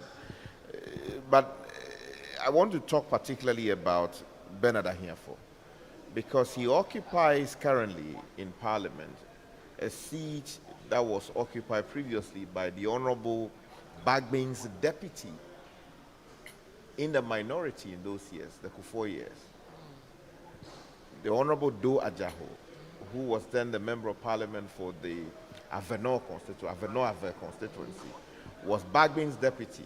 Now, Bagbin was elevated to become his minority leader in the new parliament formed in 2001. He previously was a whip in the majority. Somehow there were changes, and then he eventually became Bagbin's deputy minority leader. Now, if you look at the current parliament, Bagbin is now the speaker, and the man who now occupies his seat in parliament, I'm talking about Honorable Ajaho's seat in parliament, is now the first deputy speaker. Is it not interesting?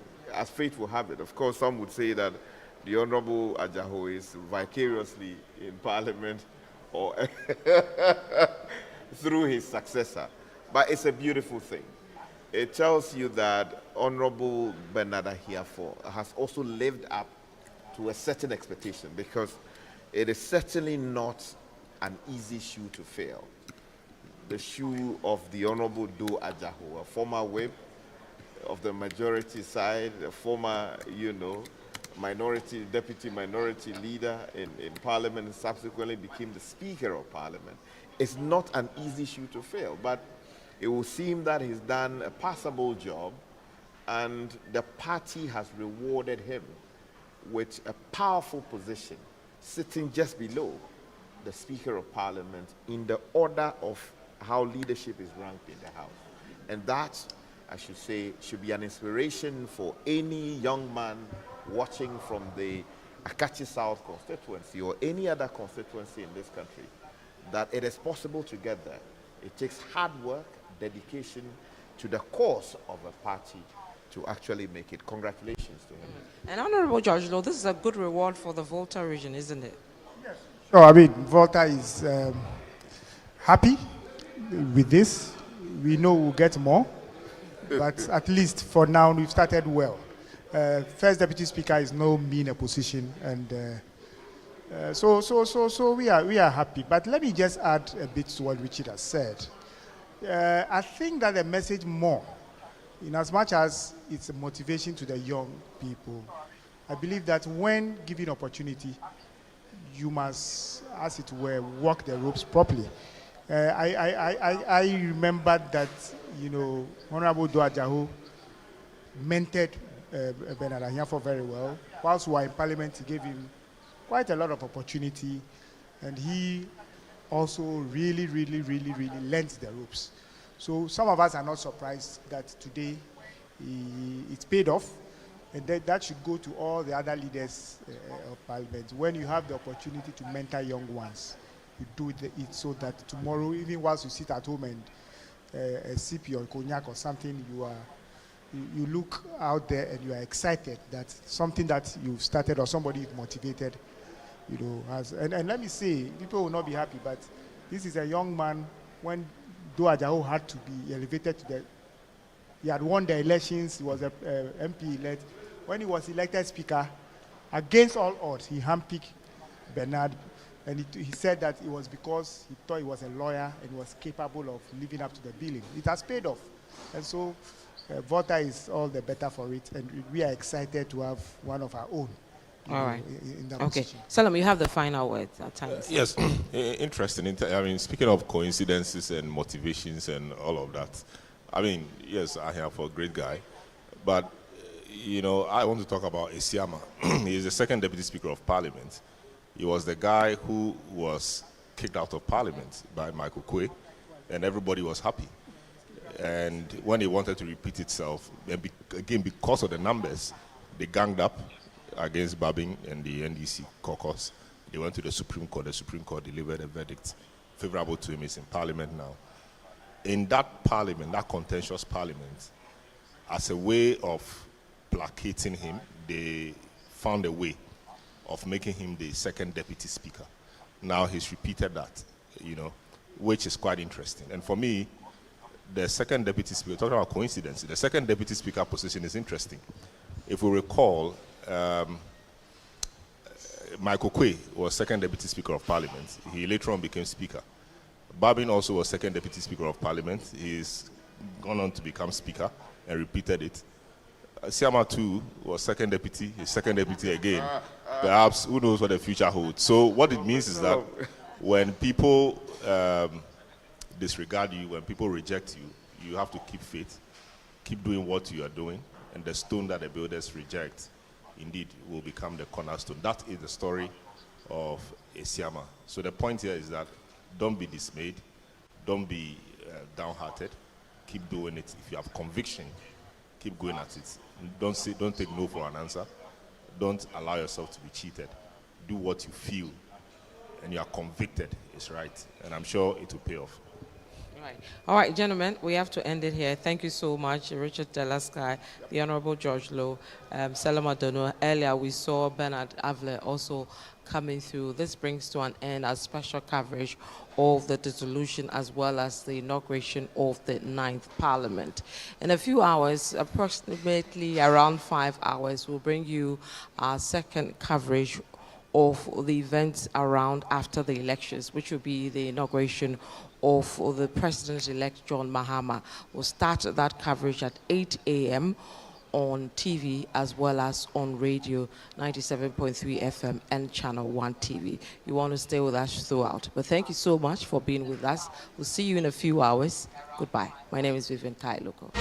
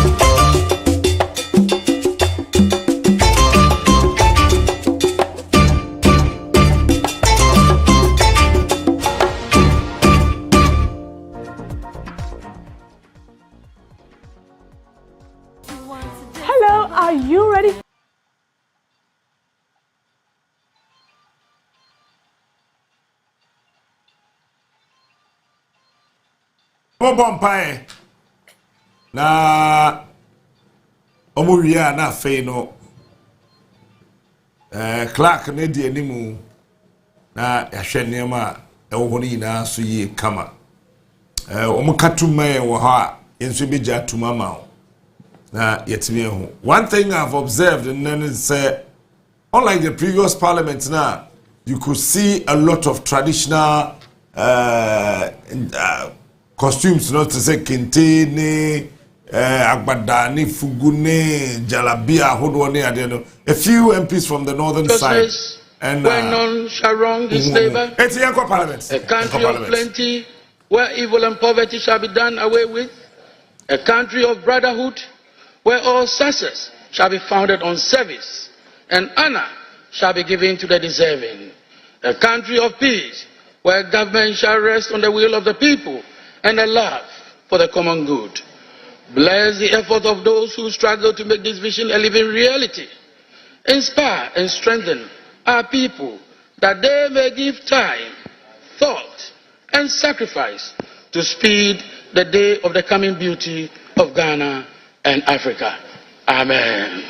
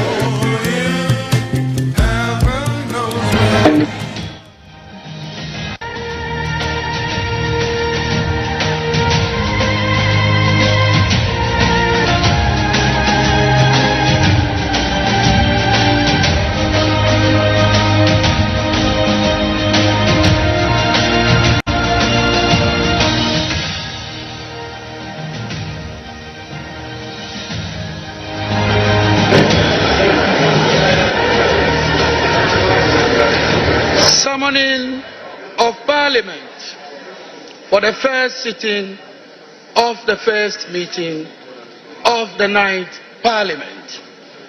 Know ye all men that in the exercise of the powers conferred on the clerk to Parliament, I, Ebenezer Ahuma Jethro, acting clerk to Parliament, appointed under Article 124 of the Constitution and pursuant to Order A2 of the Standing Orders of Parliament, do hereby appoint Parliament House, Accra, to be the place, and 12 midnight of Tuesday, the 7th of January 2025, to be the time when Parliament shall sit to elect a Speaker and Deputy Speakers for the administration of oath to the Speaker and members of the 9th Parliament of the 4th Republic. Signed, Ebenezer Ahuma Jethro, acting clerk to Parliament.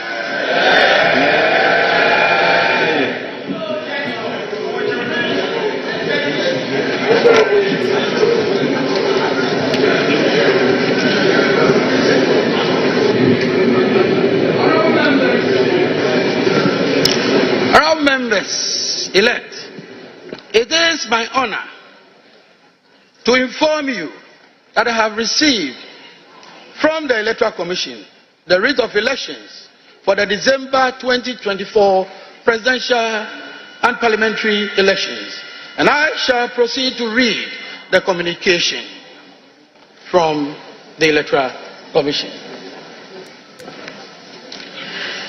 Let me indicate that the writs came in sequence. I have 3 writs of elections. Some are supplementary writs of elections. The first writ of election was issued dated 23rd December 2024, addressed to the clerk to Parliament. And it reads, Dear Sir, submission of writ of election for the parliamentary elections held on 7 December 2024. I bring you greetings from the Electoral Commission and trust that this letter finds you well. I write to acknowledge receipt of your letter dated 17 December 2024 with reference number PS/CS/027/34 on the above subject matter. Kindly find attached the writ of elections for the parliamentary elections held on Saturday, 7 December 2024 for 274 constituencies. Also attached is a schedule containing the names of the candidates elected pursuant to Regulation 43(2)(b) of the Public Elections Regulation 2020 CI 127. Please note that there are 2 constituencies which have issues with their coalitions. The Commission will notify you when the issues regarding the 2 constituencies have been resolved. So that is the first one. The second writ of elections was received on the 2nd of January 2025. It reads, the clerk to Parliament, Parliament of Accra, dear sir, submission of writ of elections for the Domi Kwabenya parliamentary election held on 7 December 2024. I bring you greetings from the Electoral Commission and trust this letter finds you well. Following the completion of the collation of polling station results for the Domi Kwabenya constituency, kindly find attached the writ of elections for the parliamentary elections held on Saturday, 7th December 2024 for the Domi Kwabenya constituency. Also attached is a schedule containing the name of the candidate elected pursuant to Regulation 43(2)(b) of the Public Elections Regulations 2024 CI 127. Signed, Samuel Tete, Deputy Chair, Operations. The third writ of elections was received on the 5th of January. 5th January. Also addressed to the clerk to Parliament, and it reads, DSS, submission of writ of elections for Okaikwe Central, Tema Central, and Techiman South parliamentary elections held on 7 December 2024. I bring you greetings from the Electoral Commission and trust that this letter finds you well. Following the completion of the collation of police station results for Okaikwe Central, Tema Central, and Techiman South constituencies, kindly find attached writ of elections for the parliamentary elections held on 7 December 2024 for the above-mentioned constituencies. Also attached is a schedule containing the names of the candidates elected pursuant to Regulation 43(2)(b) of the Public Elections Regulations 2020 CI 127. Again, signed by Samuel Tete, Deputy Chair, Operations for Chairperson. Honourable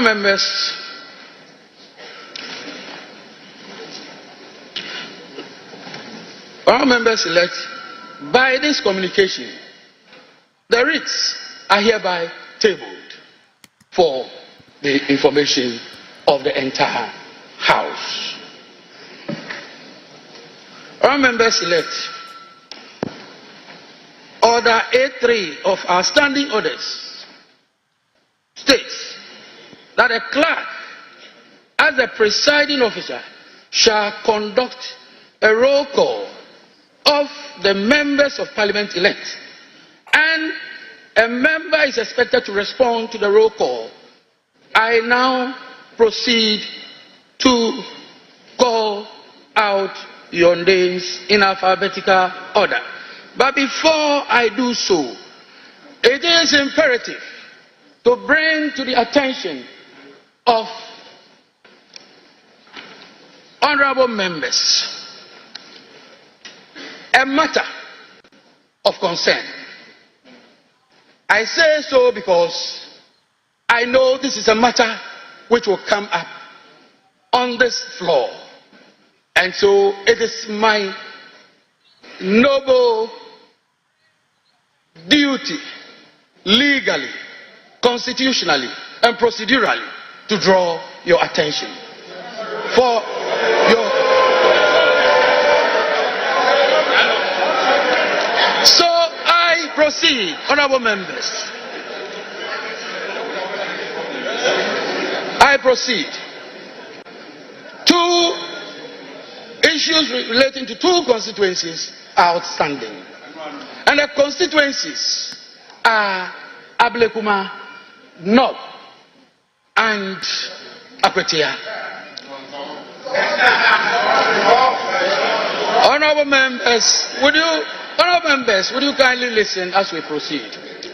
Ablekuma North and Akwetia.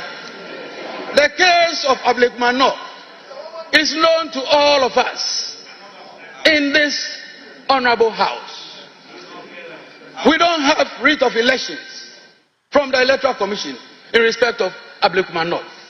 And therefore, it is impossible to proceed with any matter relating to Ablekuma North in terms of roll call and in terms of the eligibility of a member for that constituency to participate in the election of the Speaker. In the case of Akwetia, the clerk to Parliament was served a process on the 3rd of January 2025 with an order of interim injunction from a high court in Koforidua. This order was served through the legal office of the Parliamentary Service.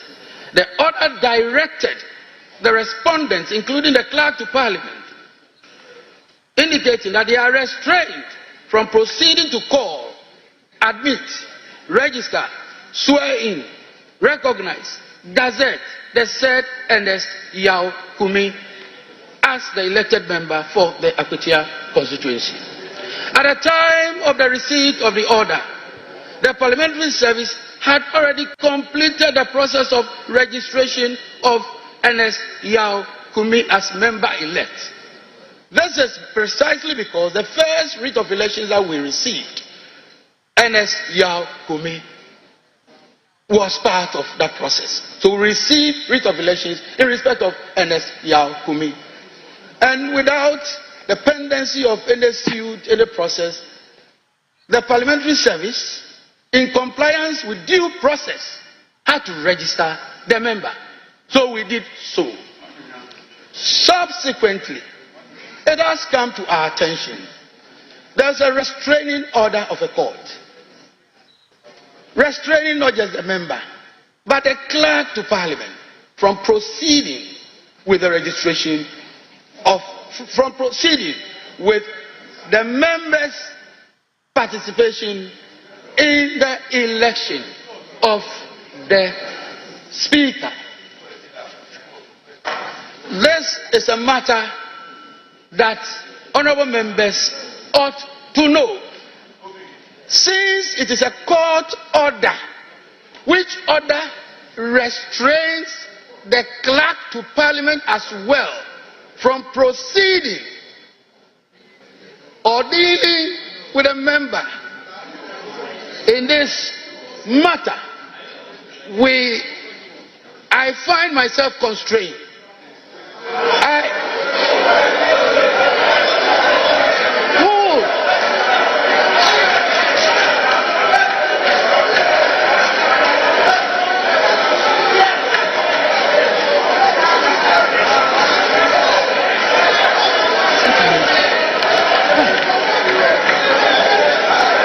Listen to me.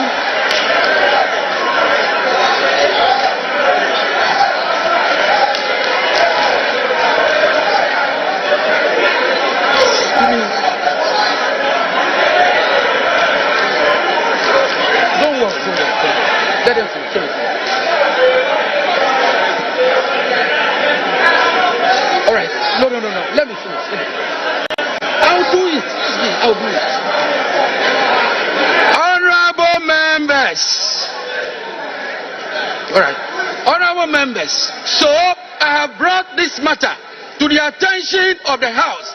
That is my pleasant duty to do. The member may decide, may elect to participate. But in doing so, I'm drawing attention to Article 105 of the Constitution. And I will read.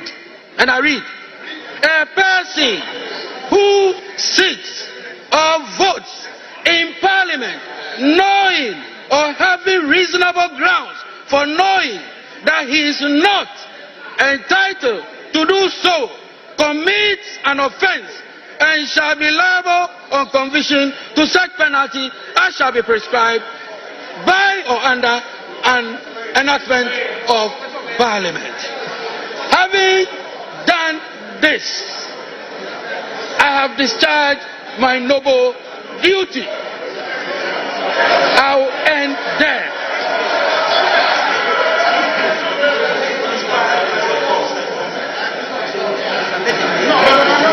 At this time, honourable members, I proceed.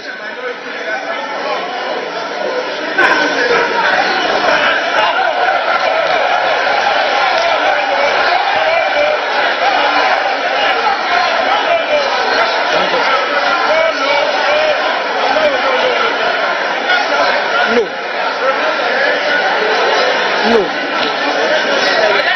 I am not sitting down.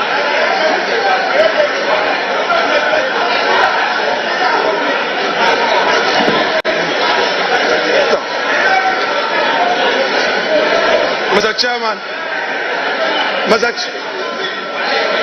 Chairman, colleagues, please, let's make a headway. Mr. Chairman, we have heard you. This is a house of rules and procedure that is not in doubt. This is a house that relies on precedence. I just have a simple answer to the point you made, and I have the instructions of my respected colleague-elect, Honorable Ernest Kumi, and fortified by the precedents of this house, which precedence is dated 7th of January 2021. I simply, Mr. Chairman, the member so desires to proceed to be sworn in and to also participate in the election of the Speaker and bear the consequences himself.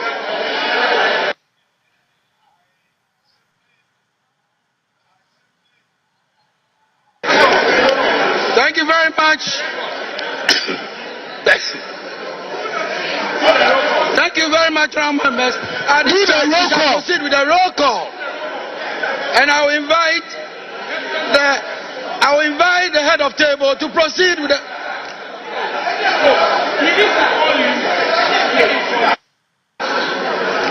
Mr. Chairman.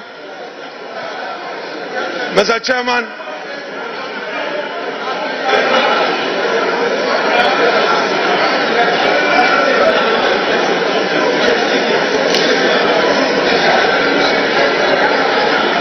Chairman, we do not want surprises. We do not want surprises. We do not want surprises. I am therefore, for the records, inviting you to respond to the position the honorable member concerned has taken, just for the records, because we don't want surprises as we proceed. So we want to know so that we take.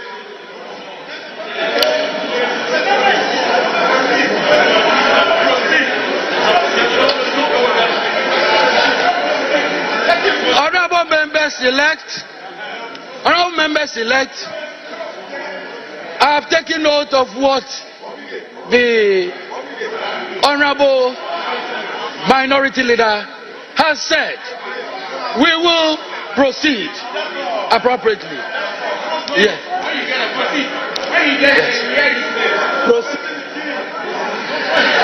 I have taken note of what the Honorable Minority Leader has said. The Honorable Member heard what we said. He knows the consequences of his actions and inactions. So we leave it there. We will proceed. All right. So, head of table. Mr. Chairman. Thank you, Mr. Chairman. Mr. Chairman, thank you again for the opportunity to speak on this matter. Mr. Chairman, yes, the minority leader has spoken.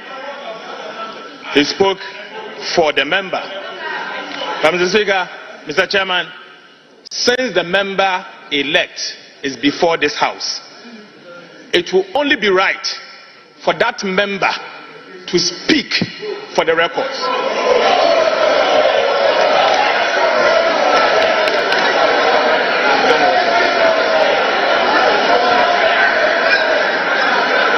Mr. Chairman, I say this because the court has issued an order. The said order has been served on the member and the clerk to Parliament. Mr. Chairman, you read to us Article 105 of the Constitution. The honorable member, the minority leader, took responsibility and spoke on behalf of the member elect. We want to, yes, I listened to him, I heard him. If he's taking responsibility, let the records reflect. Let the records reflect that the member elect for Akwetia constituency has disregarded the court order, and the repercussions of Article 105 of the Constitution applies. Thank you, Mr. Speaker.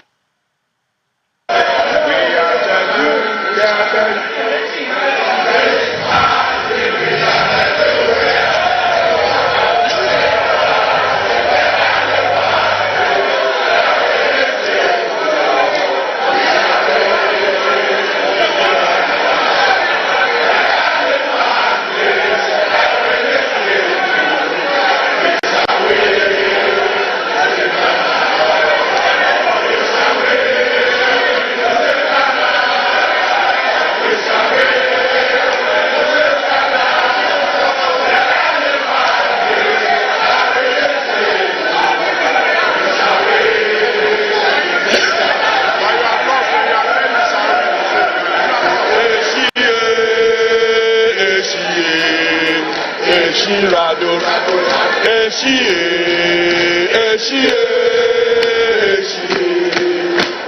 Rado, Rado.